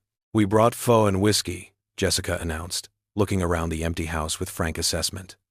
And also wine, vodka, and something called mezcal that the guy at the store said would either cure what ails you or make you forget you were ever ailed. Sarah set the food on the kitchen counter, the one surface that existed in the otherwise unfurnished space. Dad, you really went full divorced guy with this place, didn't you? It's like a movie set for someone's rock bottom. I just bought furniture today. It'll be delivered Monday. Thank God. I was worried we'd be eating on the floor. We did eat on the floor, sitting cross-legged on the hardwood, bowls of pho steaming between us, the smell of star anise and basil and new beginnings filling the empty space. Jessica, who'd inherited her mother's directness and my stubbornness, got straight to it. So, You're basically a criminal mastermind who legally destroyed your stepson's life in retaliation for his attempt to illegally destroy yours. That's the situation? That's one way to phrase it. Is there another way? I protected myself from a coordinated campaign to paint me as a predator and steal the life I'd built. Marcus chose to commit crimes while trying to achieve that goal. I just made sure those crimes had consequences. Sarah nodded slowly. But you knew he'd commit the crimes. You built the trap specifically so he'd commit them. I built legal protections. He chose to attack them illegally. That's sophistry, Jessica said. And you know it. You manipulated the situation so that Marcus would hang himself. That's not protection. That's revenge. Quiet revenge, I corrected. There's a difference. Is there? Jessica leaned back against the wall, studying me with the kind of intensity she usually reserved for cross-examining hostile witnesses. She was a litigator, the aggressive kind, and she'd inherited my ability to see several moves ahead. Yes, revenge would be destroying him for its own sake. This was strategic self-defense. Strategic self-defense that you planned for 2 years. Yes, Dad. Sarah's voice was gentler. We're not judging you. We're just trying to understand. Because this is... She gestured vaguely. A lot. I set down my bowl, looked at my daughters, these brilliant, strong women who'd survived my first divorce and come out the other side with their capacity for love intact. Do you want to know the truth? I asked. The real truth? Always, they said in unison. I'm not sure I'm a good person anymore. I used to be. I used to believe in giving people second chances, in assuming the best, in love conquering obstacles. And then Marcus spent 2 years systematically destroying my marriage while convincing everyone I was the villain. And somewhere in that process, I became someone who could plan a 2-year trap. Someone who could watch it spring closed and feel nothing but tired satisfaction. And I don't know how to reconcile that person with the person I thought I was. The silence that followed wasn't uncomfortable. It was thoughtful. The kind of silence that means people are actually listening instead of waiting to talk. Dad, Sarah finally said, you're not a villain because you refused to be a victim. Marcus forced you into an impossible situation. He gave you exactly 2 choices. Let him destroy you or protect yourself. You chose to protect yourself. That doesn't make you bad. It makes you smart. Smart and good aren't the same thing. No, Jessica agreed. But they're not mutually exclusive either. You did what you had to do. Marcus did what he chose to do. His choices were criminal. Yours were just. Meticulous. Frighteningly meticulous, Sarah added. Seriously? The identical house thing? That's some talented Mr. Ripley level planning. I prefer to think of it as comprehensive risk management. You would. We finished dinner surrounded by empty bowls and the comfortable silence of family who don't need to fill every moment with words. Then Jessica poured 3 extremely generous glasses of the mezcal, which did, in fact, taste like either a cure or an amnesia agent, possibly both, and we toasted to survival. To Dad, Sarah said, who taught us that sometimes the best revenge is just being really, really prepared. To Dad, Jessica echoed, who is absolutely terrifying when provoked, but at least uses his powers for defense instead of conquest. To my daughters, I said, who flew across the country to eat florfo with their disaster of a father and somehow make him feel less alone. We drank. The mezcal burned. Outside, the rain continued its drumming percussion against windows. And inside, for the first time in 2 years, I felt something that might eventually become okay. Sunday morning arrived without rain.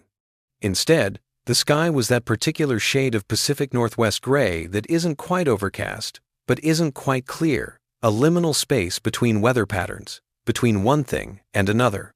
Appropriate, I thought, for the conversation I was about to have. Sarah and Jessica left at 10 a.m., both of them extracting promises that I'd call them daily, that I'd see a therapist, that I wouldn't hermit up in my empty house with only regret for company. We're serious about the therapy thing, Jessica said at the door, her duffel bag slung over one shoulder. You just outsmarted a federal criminal in a 2-year chess game. That's not normal dad behavior. You need to talk to someone about it. I'll think about it. Dad, I'll do it. I promise. Sarah hugged me, hard. Call us after you talk to Diane. No matter what happens, even if it's 3 in the morning. Especially if it's 3 in the morning. I will. And Dad, whatever you decide, whether you forgive her or walk away or something in between, we support you. You know that, right? I nodded, not trusting my voice. After they left, I stood in my empty house, less empty now, with their laughter and concern still echoing in the spaces, and prepared myself for the conversation I'd been avoiding for 2 years. The one where Diane and I would finally tell each other the truth. I arrived at the house, her house, the one that used to be ours, the one that was now essentially worthless at 2 p.m. The neighborhood looked the same as always. Quiet, suburban. The kind of place where people mowed their lawns on Saturdays and waved to their neighbors and had no idea that 3 doors down, a man had systematically defrauded his mother while trying to save her. I parked on the street, studying the house through my windshield. 2 years of my life had happened behind those walls. 2 years of trying to build something solid with someone I loved while her son dismantled it brick by brick. 2 years of careful navigation and mounting suspicion and the slow erosion of trust. Looking at it now, it just looked like a house. Wood and brick and windows. Nothing special. Nothing worth destroying a family over. But that's the thing about houses. They're never just structures. They're symbols, legacies, the physical manifestation of everything we think we've earned or deserve or built. Marcus hadn't been protecting a house. He'd been protecting his place in his mother's story. His inheritance, yes, but more than that, his identity as the son who saved her, who knew better, who was the real hero. And I'd been the threat to that narrative. I got out of the car and walked to the front door. It opened before I could knock. Diane stood there, and I barely recognized her. She'd lost weight. Her hair, usually styled with care, was pulled back in a messy ponytail. She wore sweatpants and an old t-shirt, and her eyes, those gray-green eyes I'd fallen in love with, were swollen and red-rimmed from crying. "Robert," she said, "just my name. No greeting, no pleasantries." "Diane, come in, please." The house felt different, smaller, somehow. Or maybe I'd just grown too large for it. Maybe I'd never really fit here in the first place. We sat in the living room, on the couch we'd picked out together at a furniture store in Bellevue, arguing good-naturedly about whether microfiber or leather was more practical. She'd won. The microfiber had seemed important to her. Now it just felt like fabric. Nothing more. "Marcus is upstairs," she said quietly. "Under house arrest. He has an ankle monitor. He's not supposed to leave except for court appearances and meetings with his lawyer. He's not taking it well." "I imagine not. He still thinks you did this, that you orchestrated everything to destroy him. He won't listen when I try to explain what actually happened." "What do you think actually happened, Diane?" She looked at me then, really looked at me, and I saw something in her face I hadn't seen in months. Clarity. The fog of Marcus's manipulation had lifted, and she was finally seeing the landscape clearly. "I think my son convinced me that the man I loved was a con artist. I think he spent 2 years poisoning me against you while you were actually trying to protect me.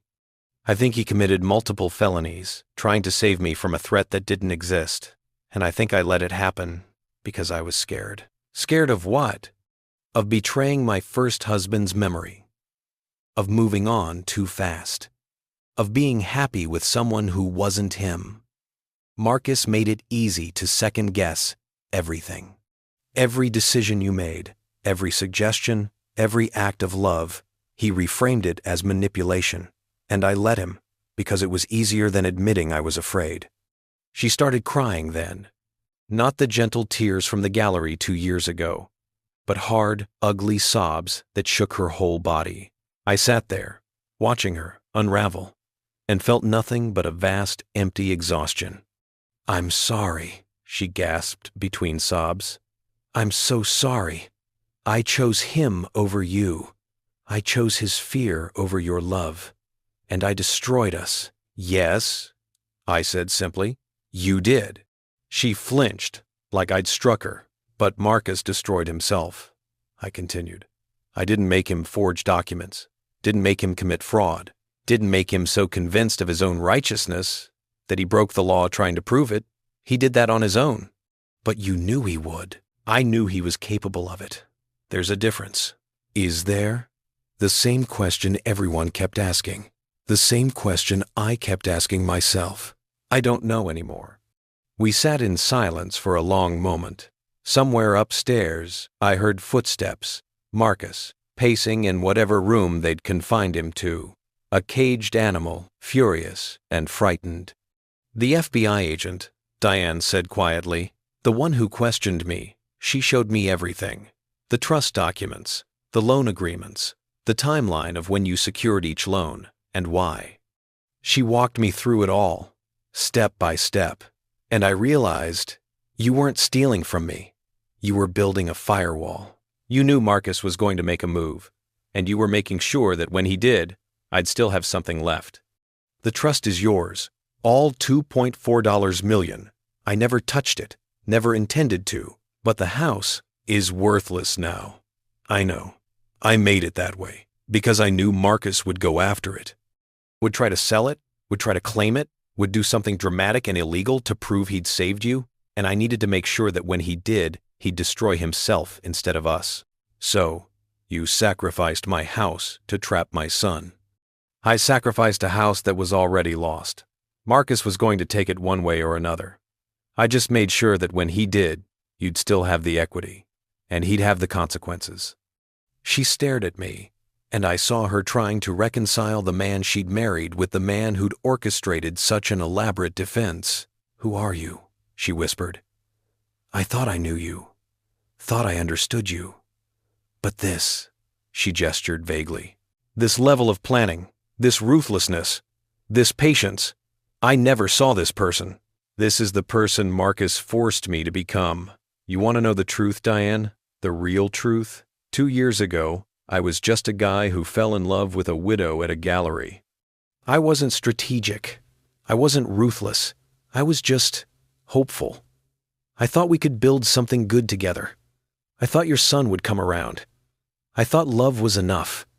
I stood up, walked to the window, looked out at the street where I used to live, and then Marcus decided I was the enemy, and you chose to believe him. And I realized that hope wasn't enough, that love wasn't enough, that the only way to survive was to be smarter than the person trying to destroy me. So I became smart, I became patient, I became ruthless when I needed to be, and I hate that. I hate that Marcus turned me into someone who could plan a 2-year trap. But I hate being a victim more. So you made him the victim instead. No, I made him face the consequences of his own actions. There's a difference. You keep saying that. There's a difference. But I'm not sure I believe you anymore. I turned to face her. Good. You shouldn't believe me automatically. You should look at the evidence and make your own decision. That's what you should have done 2 years ago. The words hung between us, sharp and true. Diane looked down at her hands. I spoke with the buyer's attorney yesterday. They're suing me for $3.2 million. The sale price plus damages. They say I knowingly participated in the fraud, that I had to have known about the liens. Did you? No, I didn't look. Marcus handled everything. He said you'd put the house in some kind of complicated trust situation, and he was unwinding it. He said he was protecting me, and I signed whatever he put in front of me because I trusted him. You trusted him more than you trusted me. Yes. She looked up, met my eyes, and that was my mistake, my choice, my failure. I see that now. What are you going to do? My attorney says I can probably settle for less than the full amount. Maybe $1.8 million. The trust will cover it. I'll have some left over. Enough to live on if I'm careful. But the house is gone. This house. The one my first husband bought. The one I raised Marcus in. The one that was supposed to be his inheritance. It's gone. I'm sorry, I said. And I meant it. I'm sorry Marcus forced this. I'm sorry you're caught in the fallout. I'm sorry we couldn't find a way through. Are you sorry enough to help me? The question caught me off guard. Help you how?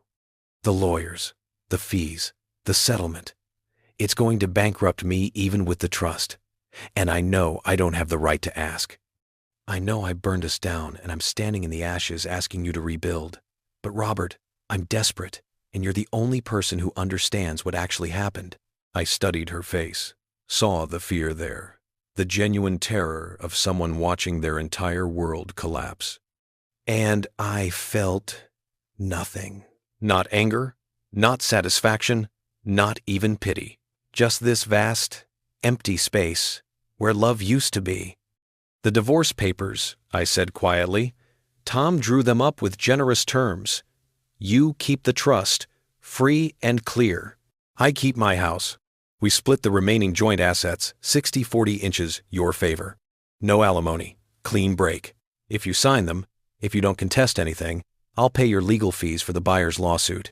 I'll hire you the best defense attorney in Seattle. I'll make sure you come out of this with something left.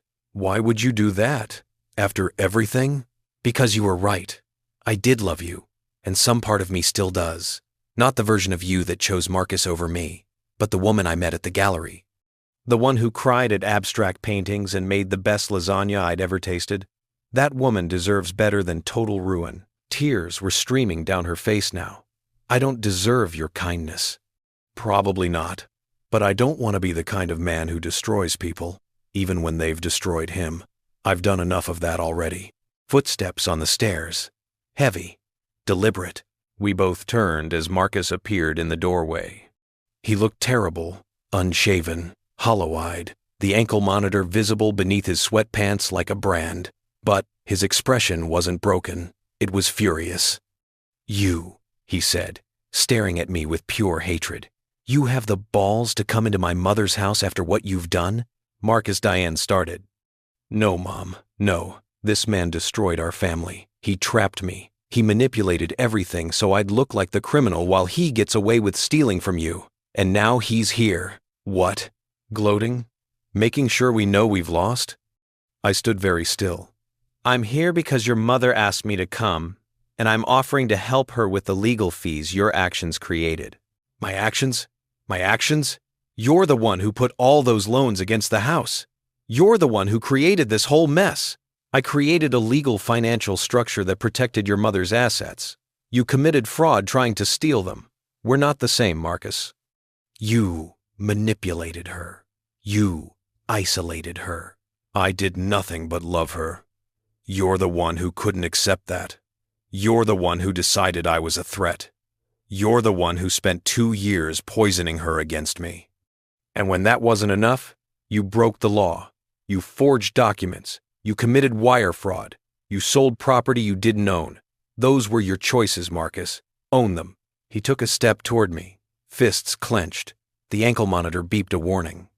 I should have stopped you 2 years ago. Should have convinced Mom to leave before you got your hooks in her. But I thought she was smarter than this. I thought she'd see through you eventually.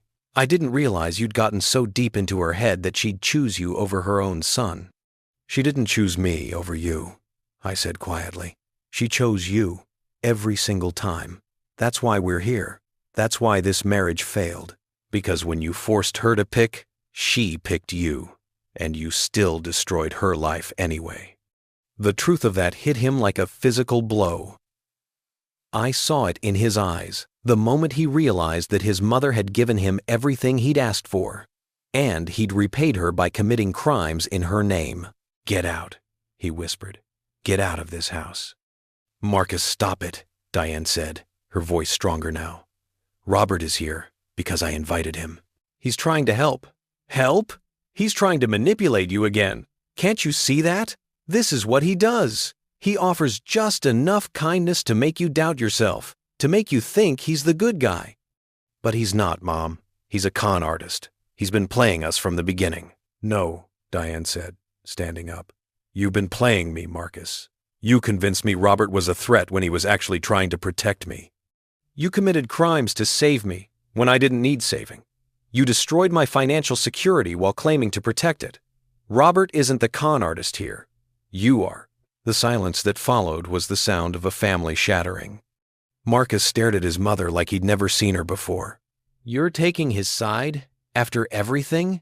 After I gave up my wedding, my freedom, my entire life trying to protect you?" "No one asked you to do that. I didn't ask you to forge my signature. I didn't ask you to sell my house. I didn't ask you to commit federal crimes. You did all of that on your own, Marcus. You did it because you couldn't accept that I'd moved on, that I'd found someone who made me happy, that maybe, just maybe, your father wasn't the only man I could ever love.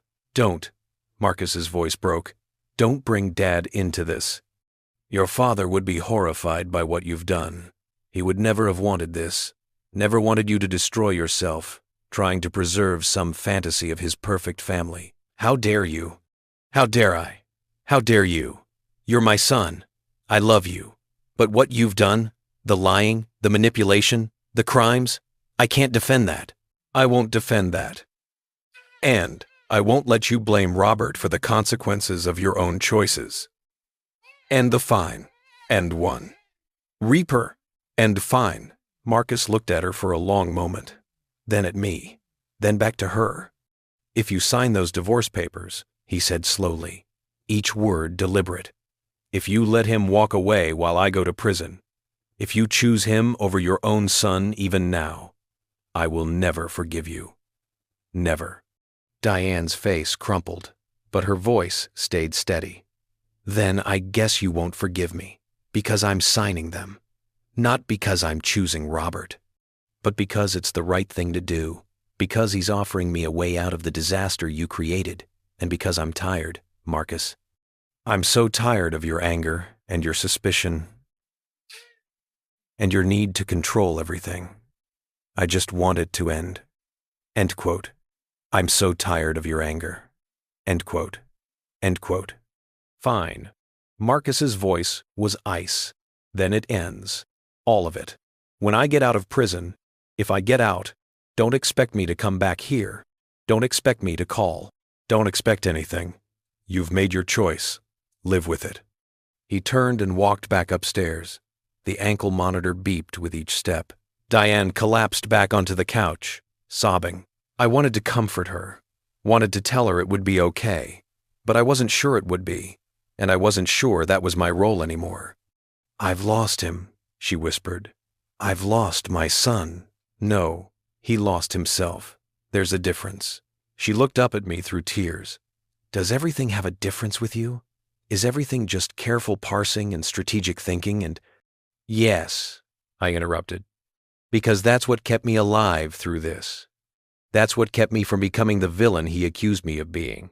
Careful parsing, strategic thinking, the ability to see the difference between what's true and what people want to believe is true."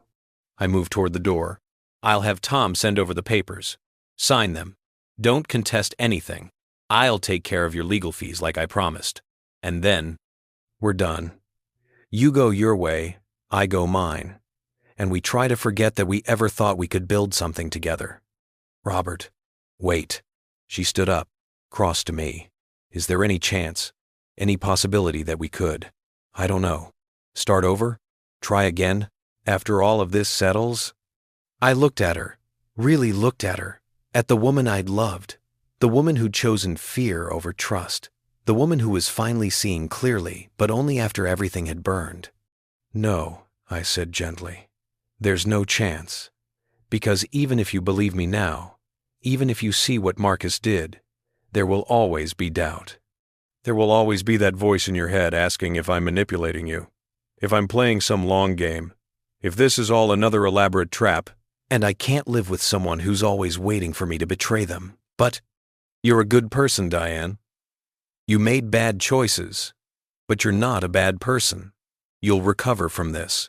You'll find your way. You'll probably even rebuild your relationship with Marcus eventually, but you won't do any of that with me, because I can't save you. I can only save myself." I opened the door, stepped out into the gray afternoon. "Robert?" I turned back. For what it's worth, I really did love you.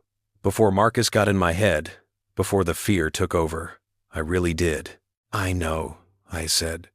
"That's the saddest part." Then I walked away from the house, from the marriage, from the 2 years of careful navigation and mounting suspicion and the slow death of hope. I got in my car, drove 3 doors down to my own house, and sat in the driveway for 10 minutes, watching nothing, feeling nothing, just breathing. My phone buzzed. "Sarah, how did it go?" I typed back, "It's over, really over. I'll call you tonight." Then I went inside my empty house, poured myself a very large whiskey, and sat in the leather chair Derek the furniture salesman had promised would bring me joy. It didn't, but it was comfortable, and for now, that was enough. 3 weeks passed like water through cupped hands.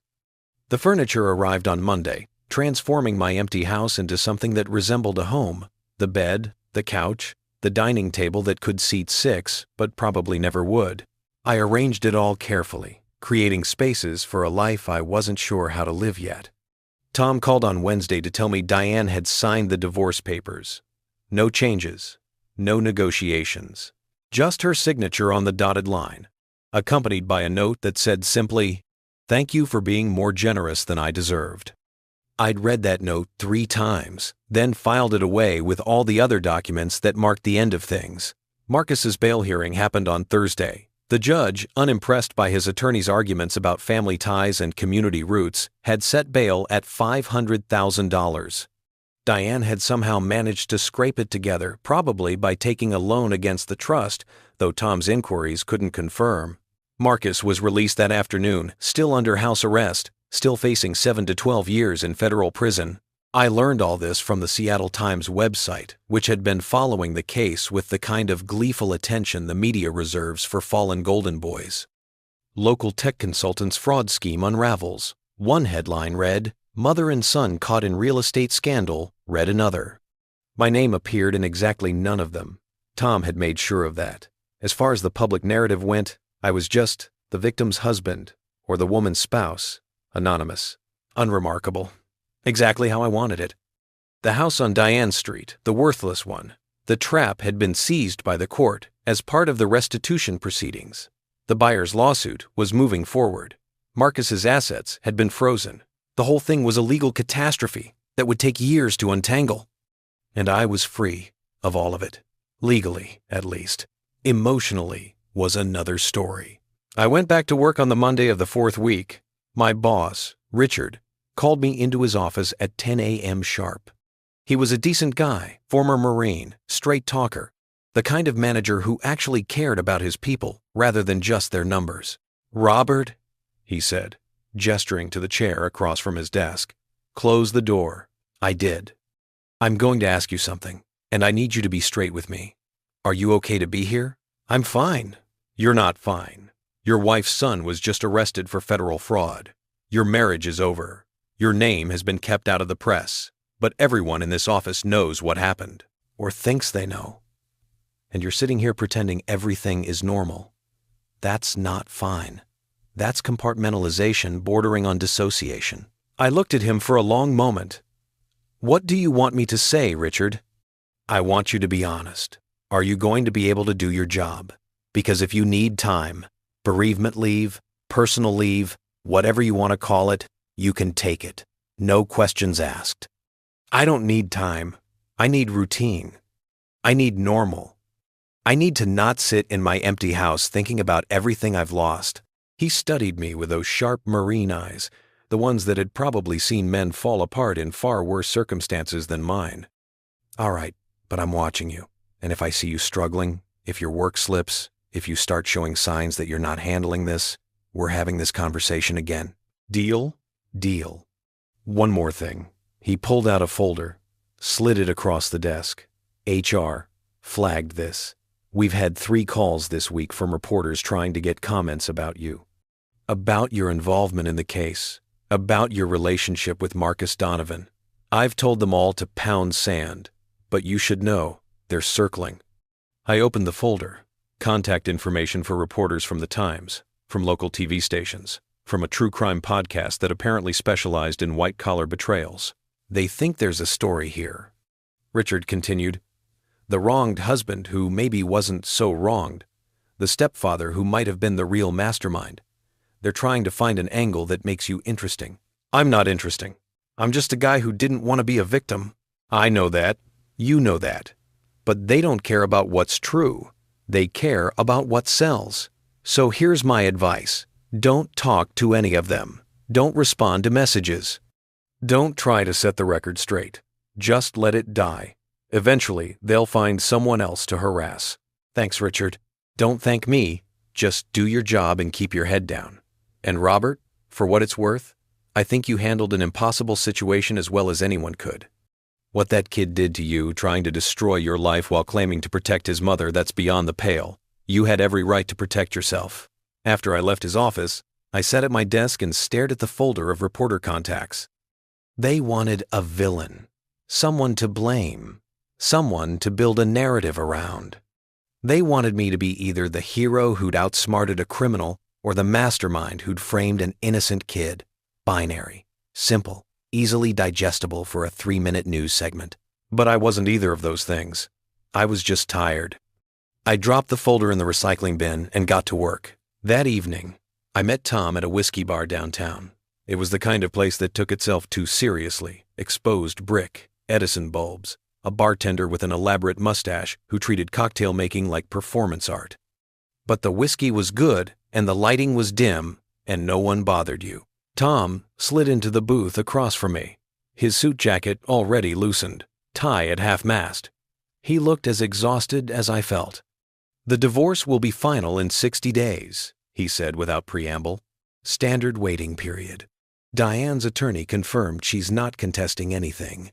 The settlement stands as written. You're a free man, Robert. Officially." Great. The word came out flat. You don't sound excited. Should I be? I just spent 2 years of my life in a marriage that ended with my stepson in prison and my wife believing I was a criminal. What's there to be excited about? Tom signaled the bartender, ordered something obscure and expensive. You survived. You protected yourself. You came out of this with your finances intact and your reputation mostly unscathed. That's a win, by any measure. It doesn't feel like winning. No. It feels like surviving. There's a difference. He smiled slightly. See? I can do your thing too.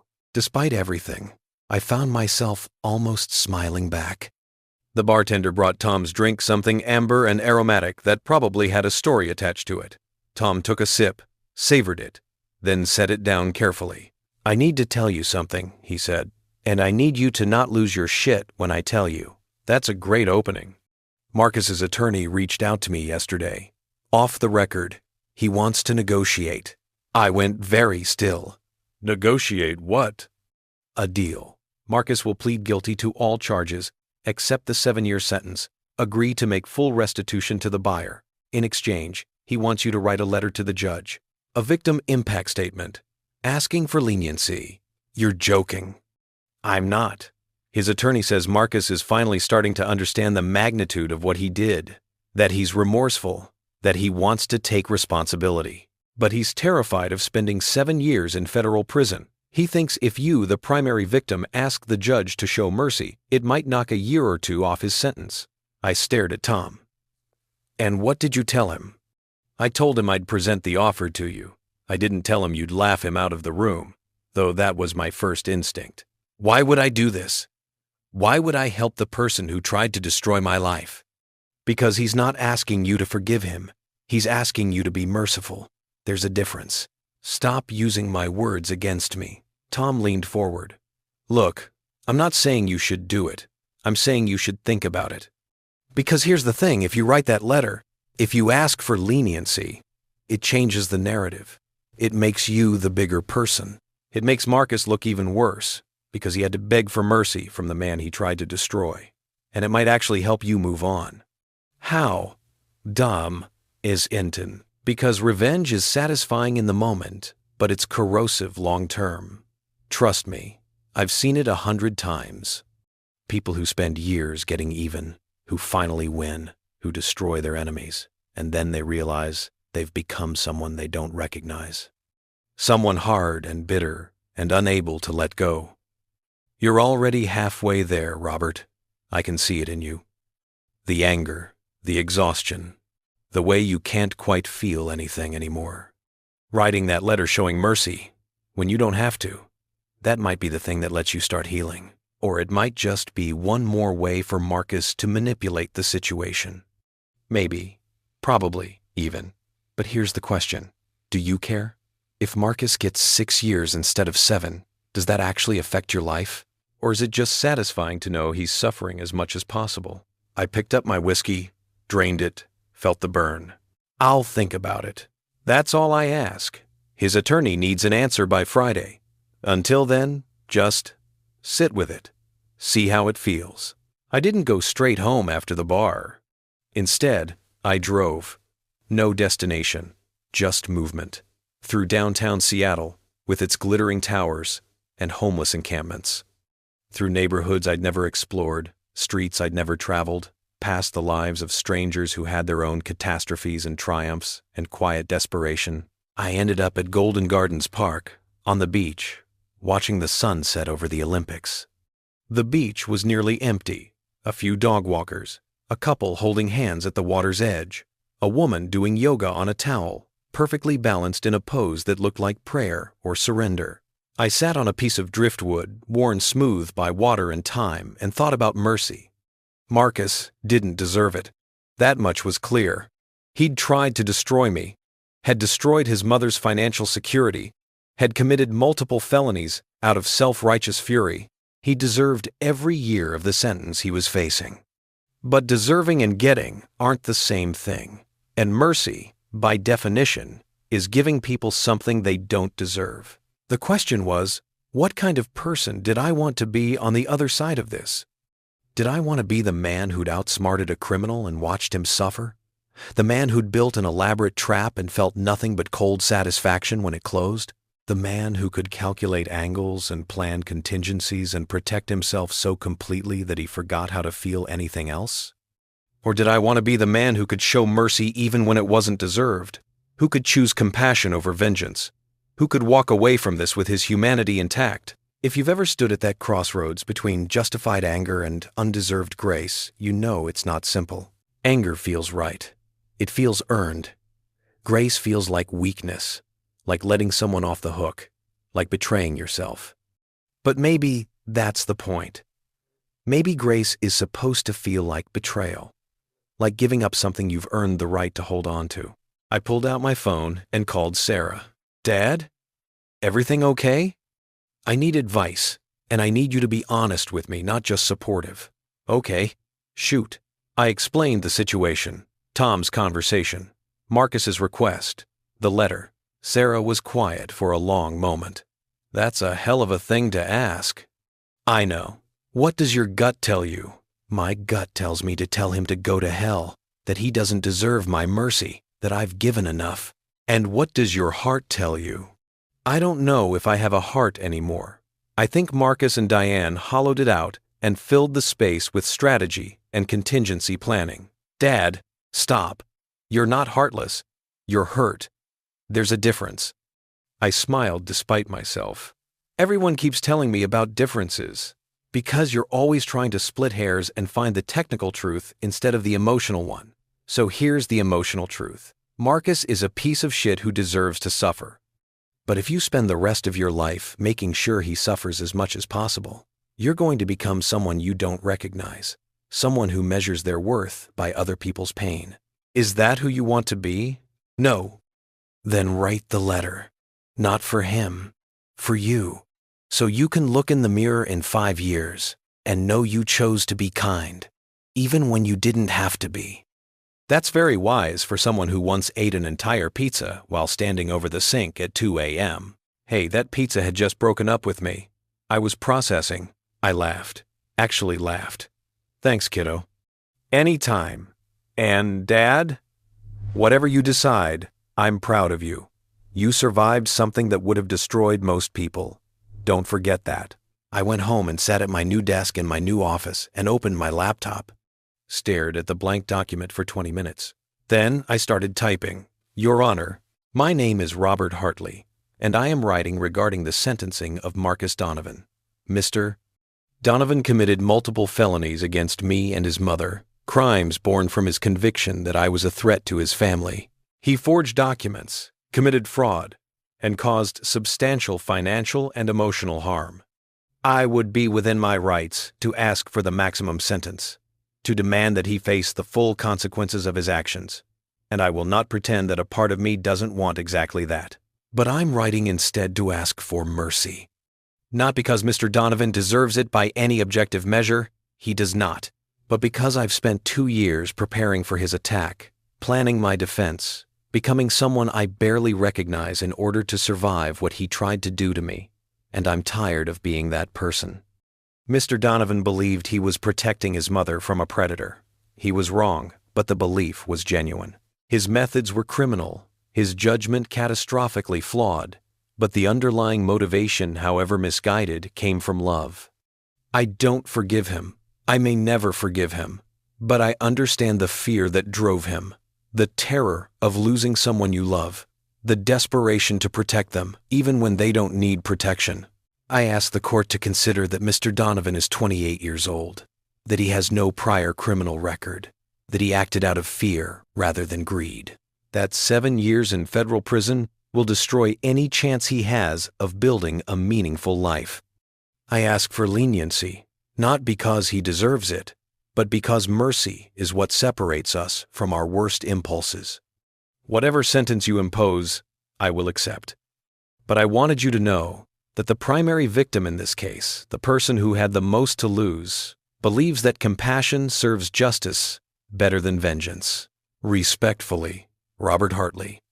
I read it 3 times, changed a few words, read it again, then I saved it and sent it to Tom. My phone rang 30 seconds later. "Did you actually write this?" Tom asked. "Yes." This makes you look like a saint and Marcus look like an even bigger asshole, right? His attorney asked for this, thinking it would help. But this letter, it's going to highlight just how much grace you're showing compared to how little he deserves.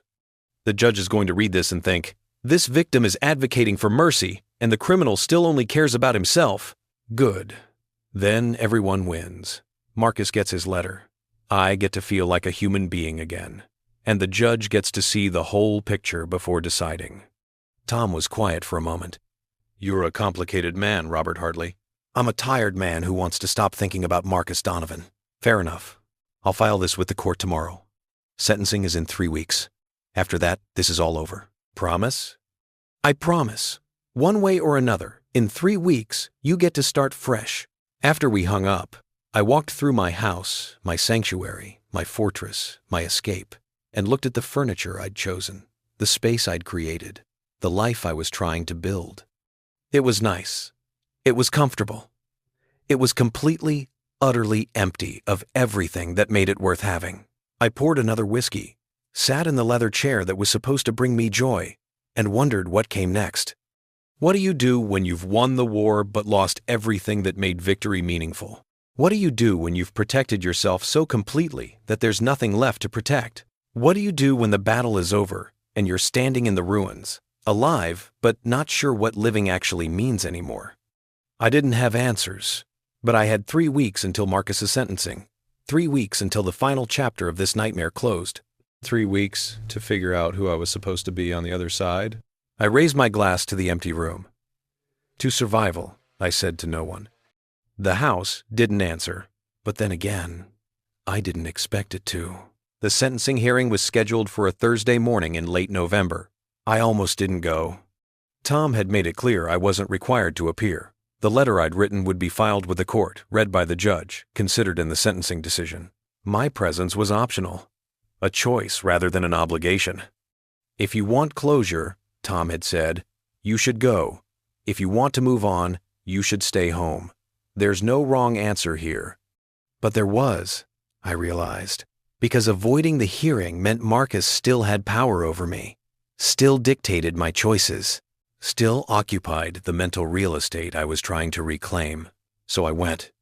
The federal courthouse was one of those buildings designed to inspire awe and intimidation, in equal measure all marble and security checkpoints, and the weight of institutional authority.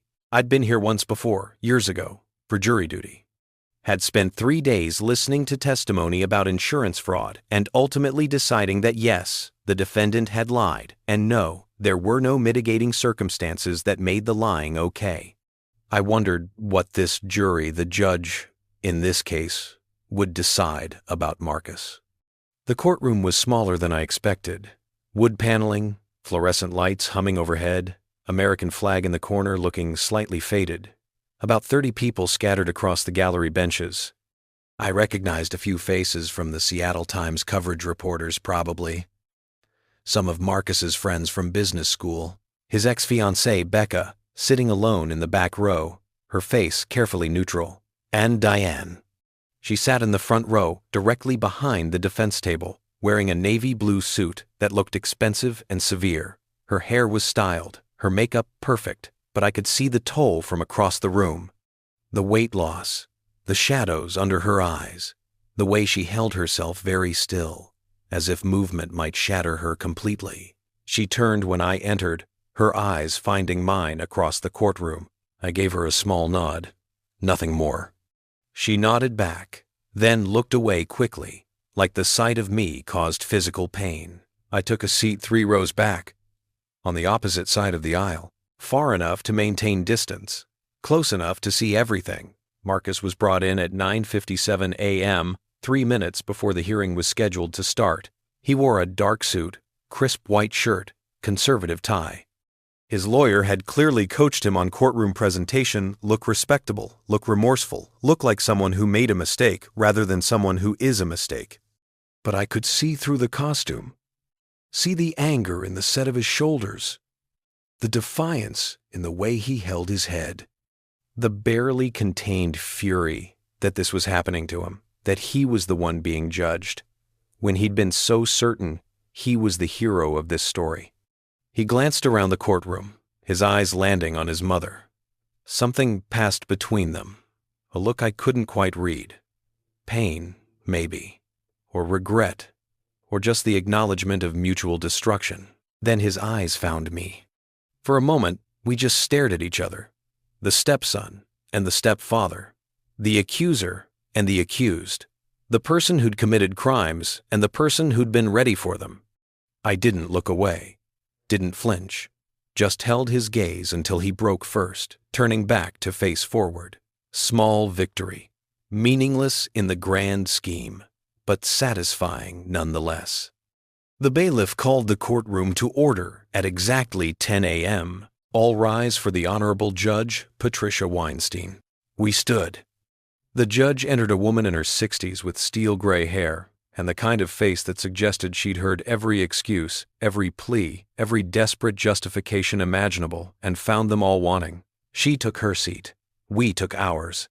"We're here for the sentencing of Marcus James Donovan," she began, her voice carrying the weight of bureaucratic finality. "Mr. Donovan has entered a guilty plea to multiple counts of wire fraud, real estate fraud, forgery, and identity theft.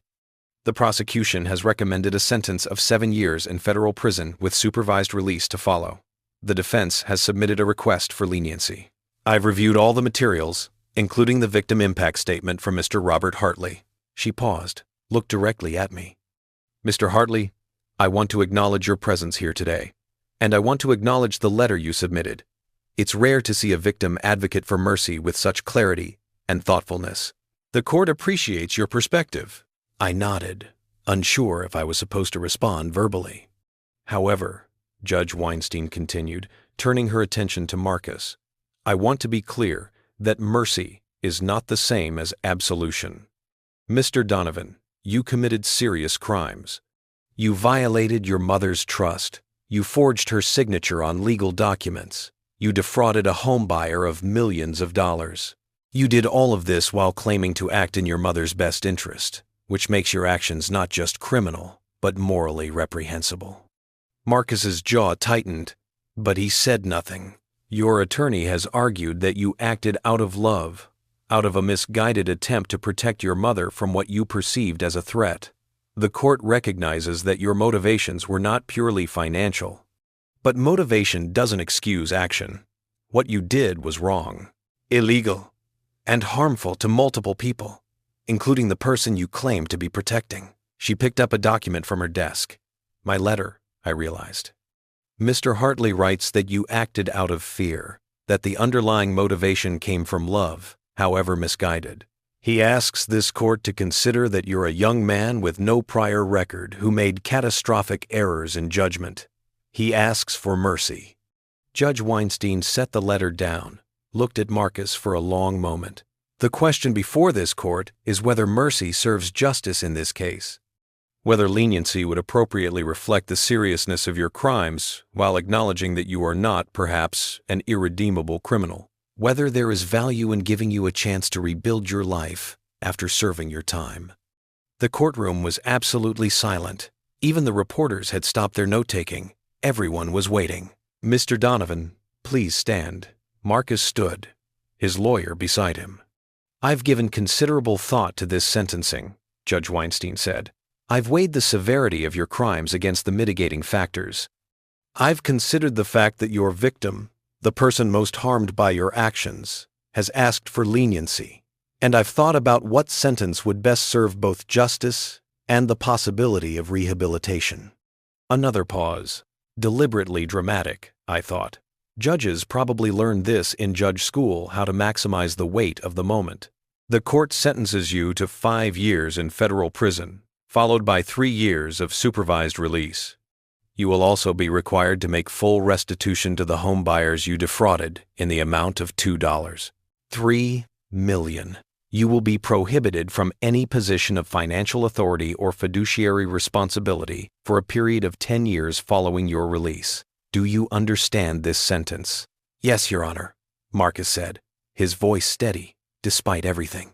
Do you have anything you'd like to say before this hearing concludes? Marcus turned, slowly, and looked at his mother, then at me. I want to apologize, he said, to my mother, to Mr. Hartley, to the people I defrauded. I was wrong.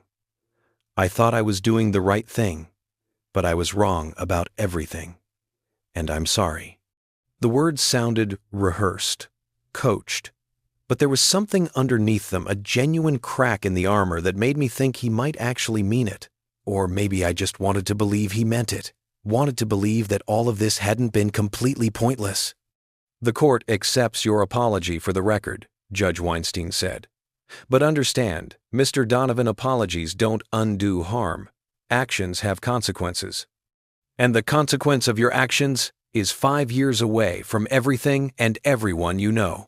I hope you use that time to genuinely reflect on the person you want to be. Court is adjourned. The gavel came down with a crack that felt final. People started filing out of the courtroom almost immediately. The reporters rushed to catch Marcus's lawyer for a comment. Some of Marcus's friends, former friends, probably gathered in hushed conversations near the exit. I stayed in my seat, watching Diane approach the defense table where Marcus was conferring with his attorney. She reached out tentatively, touched his arm. He turned, and I saw his face crumple. Saw him hug his mother like he was drowning and she was the only solid thing left in the world. They stood there for a long time, holding each other, while the courtroom emptied around them. I should have left, should have respected their moment, but I found myself unable to move, unable to look away from this tableau of mutual destruction and desperate love. Finally, Marcus pulled back, said something to his mother I couldn't hear. She nodded, wiping tears from her face. Then he looked at me. Really looked at me. Without the anger, without the defiance, just looked at me like he was seeing me for the first time. He said something to his attorney, who nodded. Then he walked across the courtroom, past the empty benches, until he was standing in front of me. Mr. Hartley, he said formally. Marcus, I don't expect you to forgive me. I don't even expect you to believe that I'm sorry. But I want you to know that I read your letter, the one you sent to the judge. And it made me realize something. What's that? That you're a better man than I gave you credit for. That I was so convinced you were the villain that I became one myself, trying to stop you. And that's on me, not you. Not my mom, me. I studied his face, looking for the manipulation, the angle, the game. I didn't find one. You spent 2 years trying to destroy me, Marcus. 2 years poisoning your mother against me. 2 years forcing me to become someone I didn't want to be, just to survive. And now you're sorry? Yes? It's too late. I know. We stood there for a moment, two men who'd hurt each other in different ways, for different reasons, with different consequences. For what it's worth, I said quietly, I hope you use those 5 years well. I hope you figure out who you are when you're not defined by protecting people who don't need protection. And I hope, when you get out, you can build something better than this. Thank you, he said, for the letter, for asking for mercy when I didn't deserve it, for being better than I was. Then he turned and walked back to his mother, to his lawyer, to whatever processing and transport came next. And I walked out of the courtroom, through the marble halls, past the security checkpoints, into the gray November morning. Tom was waiting outside, leaning against his car, 2 cups of coffee in his hands. How do you feel? He asked, handing me one. I thought about it, really thought about it. Lighter, I finally said. I feel lighter. Good. That's good. He took a sip of his coffee. You did a good thing in there, Robert.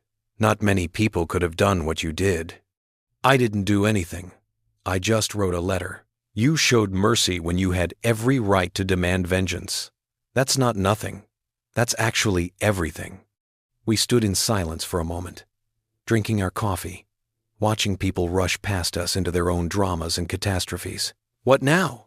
Tom asked. Now I figure out how to live a life that isn't defined by surviving someone else's attack. Any ideas how to do that? Not a clue. He smiled. Well, you've got time. And for once, you're not on a deadline. I didn't go straight home. Instead, I drove to the gallery where I'd met Diane 2 years ago. The one with the abstract paintings and the afternoon light and the moment where everything had seemed possible. It was closed for renovation, according to a sign on the door. Reopening spring 2026. New exhibits, same vision. I stood outside, hands in my pockets, looking at my reflection in the darkened windows. 2 years ago, I'd walked into that gallery and met a woman crying in front of a painting, had made a decision in that moment to approach her, to offer coffee, to open myself up to the possibility of connection. And everything that had happened since, the love, the betrayal, the elaborate trap, the federal courtroom, the divorce, the empty house, all of it had flowed from that single choice. If you've ever wondered whether one moment can change your entire life, I can tell you, it can. For better and for worse, for love and for ruin, for everything you hoped for and everything you feared. The question was, would I make that choice again?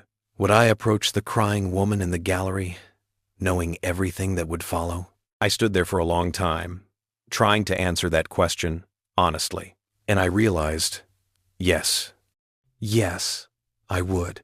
Because even with all the pain, even with all the destruction, there had been moments of genuine happiness. Mornings with Diane laughing at something stupid on TV. Dinners where we'd talked for hours about nothing important. Quiet evenings where we'd just existed comfortably in each other's presence. Those moments had been real, even if they hadn't lasted. And I'd rather have had them and lost them than never have had them at all. That realization felt like something breaking open inside my chest. Not breaking apart, breaking open, like a shell cracking to let something new emerge. I pulled out my phone and called Sarah.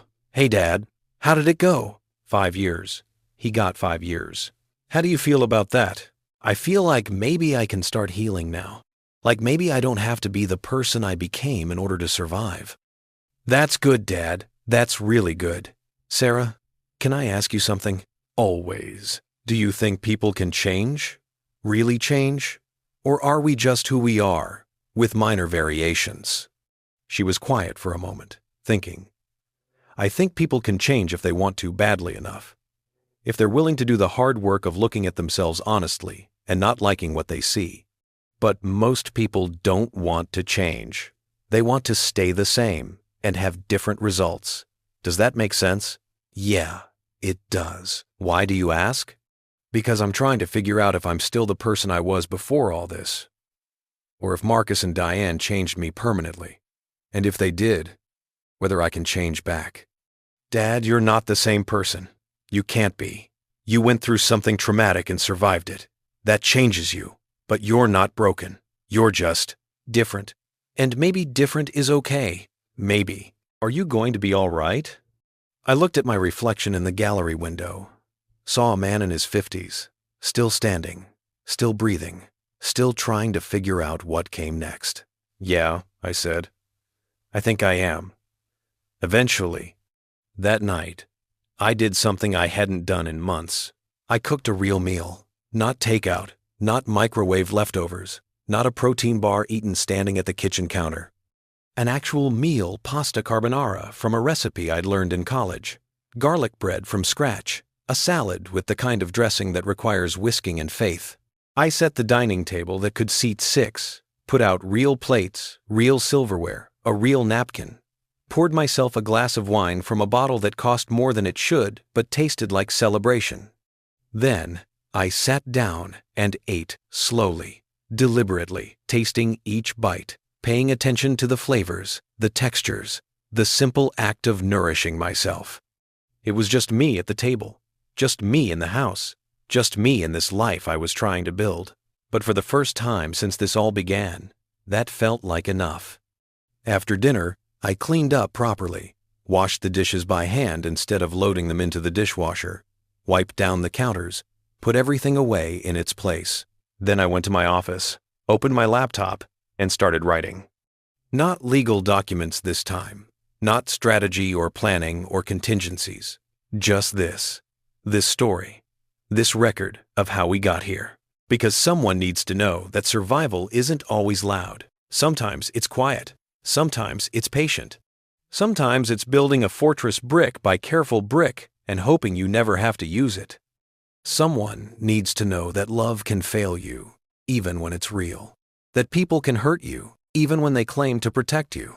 That sometimes the only way to survive is to become someone you never wanted to be. But also, and this is important, someone needs to know that you can come back from that. Can find your way back to humanity after you've spent years calculating angles and building traps and turning yourself into a weapon. It takes time. It takes work. It takes mercy you don't want to give and forgiveness you don't think you have. But it's possible. I'm living proof. I wrote until midnight, the words flowing easier than they had in years. And when I finally stopped, I felt something I hadn't felt in a very long time. Hope.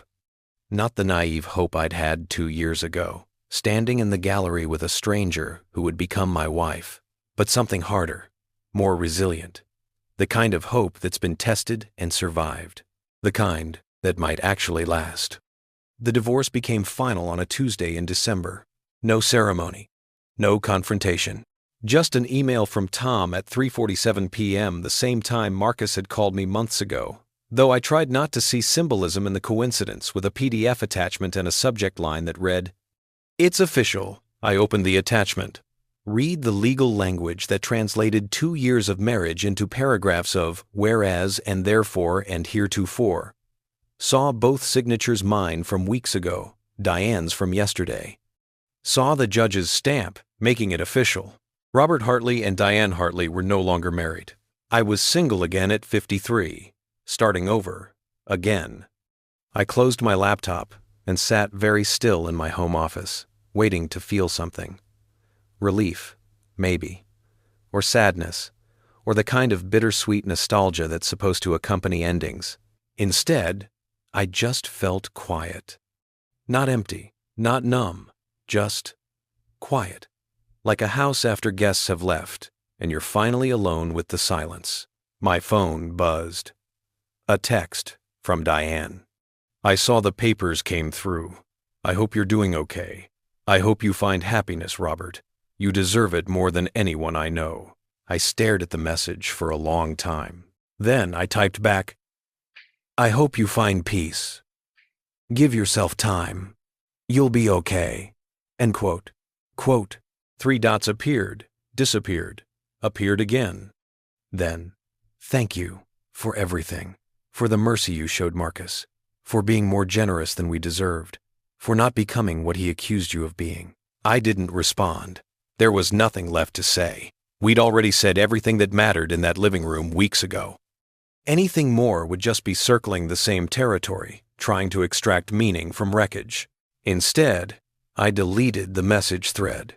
Not out of anger, not out of spite, just because some things need to end completely before new things can begin. I took a week off work after the divorce finalized.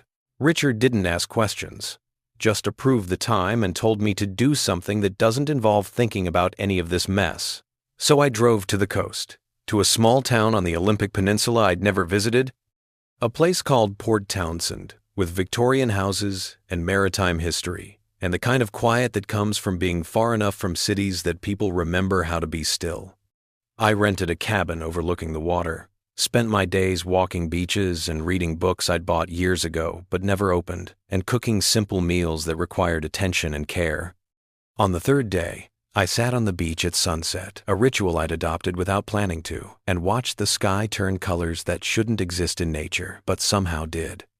An older woman approached, walking a golden retriever who bounded through the surf with the kind of unself-conscious joy I envied. "Beautiful evening," she said, stopping a respectful distance away. "It is. First time in Port Townsend?" "Yes. You?" She laughed. "I've lived here 40 years. Still beautiful every time." She paused, seemed to be deciding something. "You have that look." "What look?" "The one people get when they're trying to figure out who they are after being someone else for too long. Seen it plenty over the years. This town attracts people in transition." I smiled despite myself. "That obvious?" "Only to someone who's been there. I came here after my divorce in '84. Thought I'd stay a few months. Never left." She gestured to her dog. "This is Winston. He's an excellent listener if you need to talk. Never judges, never gives advice. Just listens." "I appreciate that. I'm Robert." "Margaret. And I mean it about Winston. Sometimes what we need isn't answers, just someone or something that'll sit with us while we figure it out ourselves." She smiled, called to her dog, and continued down the beach. I sat there thinking about her words, about the difference between answers and presence, about how I'd spent 2 years looking for the right strategy, the perfect defense, the calculated response to every threat, when maybe what I'd needed all along was just someone to sit with me in the silence and let me be uncertain. On the 5th day, I drove to a small bookstore in town, the kind with narrow aisles and random piles, and a cat sleeping in the window who judged everyone who entered. The owner, a man in his 70s with wild gray hair and reading glasses on a beaded chain, looked up from behind the counter. "Help you find something? I don't know what I'm looking for.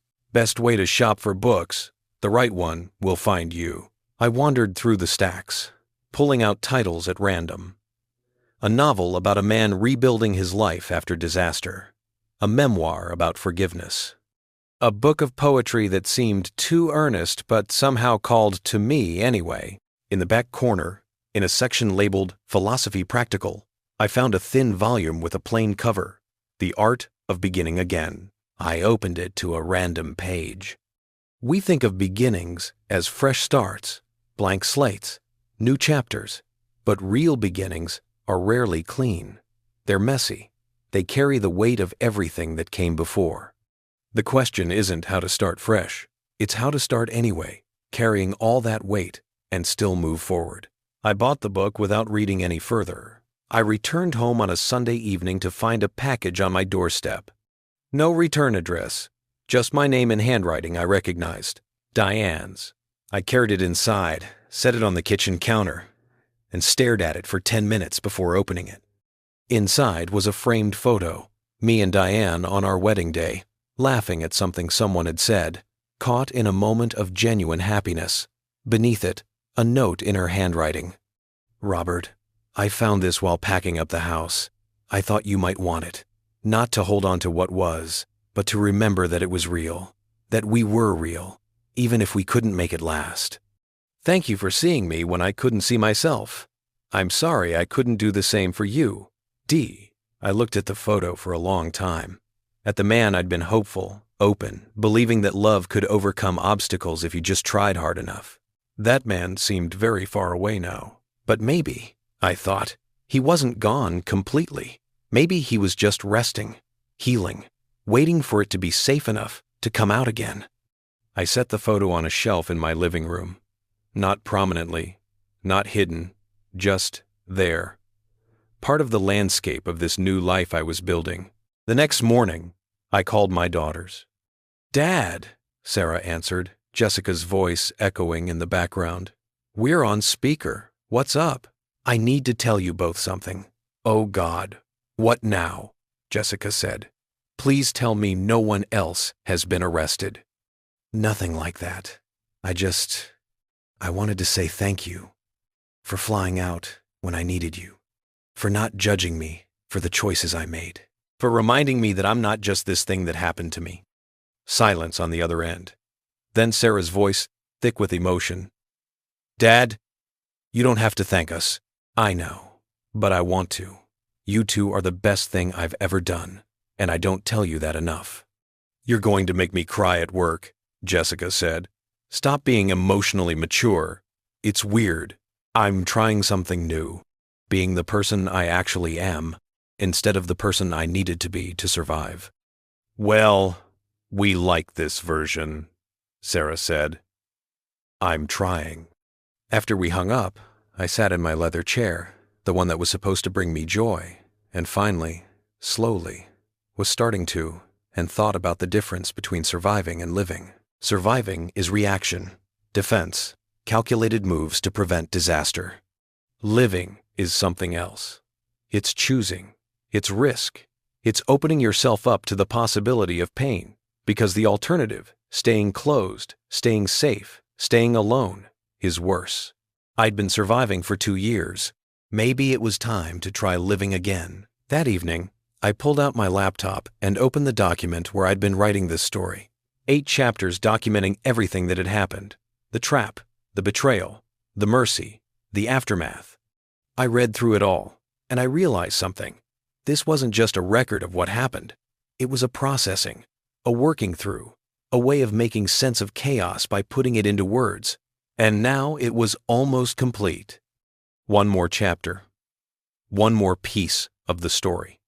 Not the end, because life doesn't have neat endings, but a closing. A place to say, this is where I was. This is what happened. This is who I am now. I started typing, and the words came easier than they ever had before, because I wasn't writing out of anger anymore, or pain, or the need to justify or explain or defend. I was writing because I had something to say, not about revenge or strategy or the careful dismantling of someone else's attack, about what comes after, about rebuilding, about the quiet work of becoming human again after you've spent years becoming something else. Outside my window, December rain began to fall. The soft kind, the kind that nourishes rather than drowns. I wrote through the evening, through the rain, through the slow transformation from surviving to living. And for the first time in 2 years, I felt like myself again, not the person I'd been before all this, not the person I'd become to survive it, but someone new, someone who'd been through fire and come out the other side, scarred but whole, damaged but functional, tired but still standing, someone who could look at what happened and say, I survived that, and if I survived that, I can survive anything. Someone who could finally, tentatively, begin again. 6 months later, I returned to the gallery. It had reopened in March, as promised, new exhibits, same vision. The abstract painting Diane had cried in front of was gone, replaced by a series of photographs depicting empty spaces, abandoned houses, vacant lots, rooms waiting to be filled.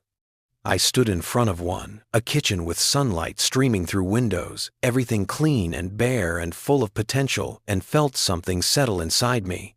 Beautiful, isn't it? A voice beside me, a woman, late 40s maybe, with kind eyes and paint stains on her jeans. The way empty spaces aren't really empty. They're just ready. Ready for what? Whatever comes next. That's the scary part. And the exciting part. She smiled. Sorry, I'm Sarah, the artist. I tend to ambush people and force my philosophy on them. Robert, and I don't mind. We talked for 20 minutes about art, about empty spaces and new beginnings, about how the hardest part of starting over isn't the starting, it's believing you deserve to try again. When she mentioned she was getting coffee after the gallery closed, I almost said no, almost walked away, almost chose safety over possibility. But I didn't. I'd like that, I said instead. Tom called that evening while I was getting ready. Marcus is up for early release, he said without preamble. Good behavior. Could be out in 18 months instead of 5 years. Thought you should know. I waited for the anger. The resentment. The old defensive calculations. They didn't come. That's good, I said. He's young. He has time to rebuild. You're serious? I am. What he did to me, it happened. It hurt. But I'm not going to carry it forever. I survived it. That's enough. Tom was quiet for a moment. You know what? You're going to be okay, Robert. I know. I met Sarah at the coffee shop, the same one I'd taken Diane to 2 years ago. Different person, different context, different version of myself. We talked about everything and nothing, her art, my work, the way life has a habit of falling apart just before it comes together. We laughed. We were honest. We didn't perform for each other. And when she asked if I'd like to see her studio sometime, I said yes, not because I was ready for another relationship, not because I'd healed completely or figured everything out or become whole again, but because I'd learned something in the past 2 years. Waiting until you're ready means waiting forever. Life doesn't happen in perfect conditions.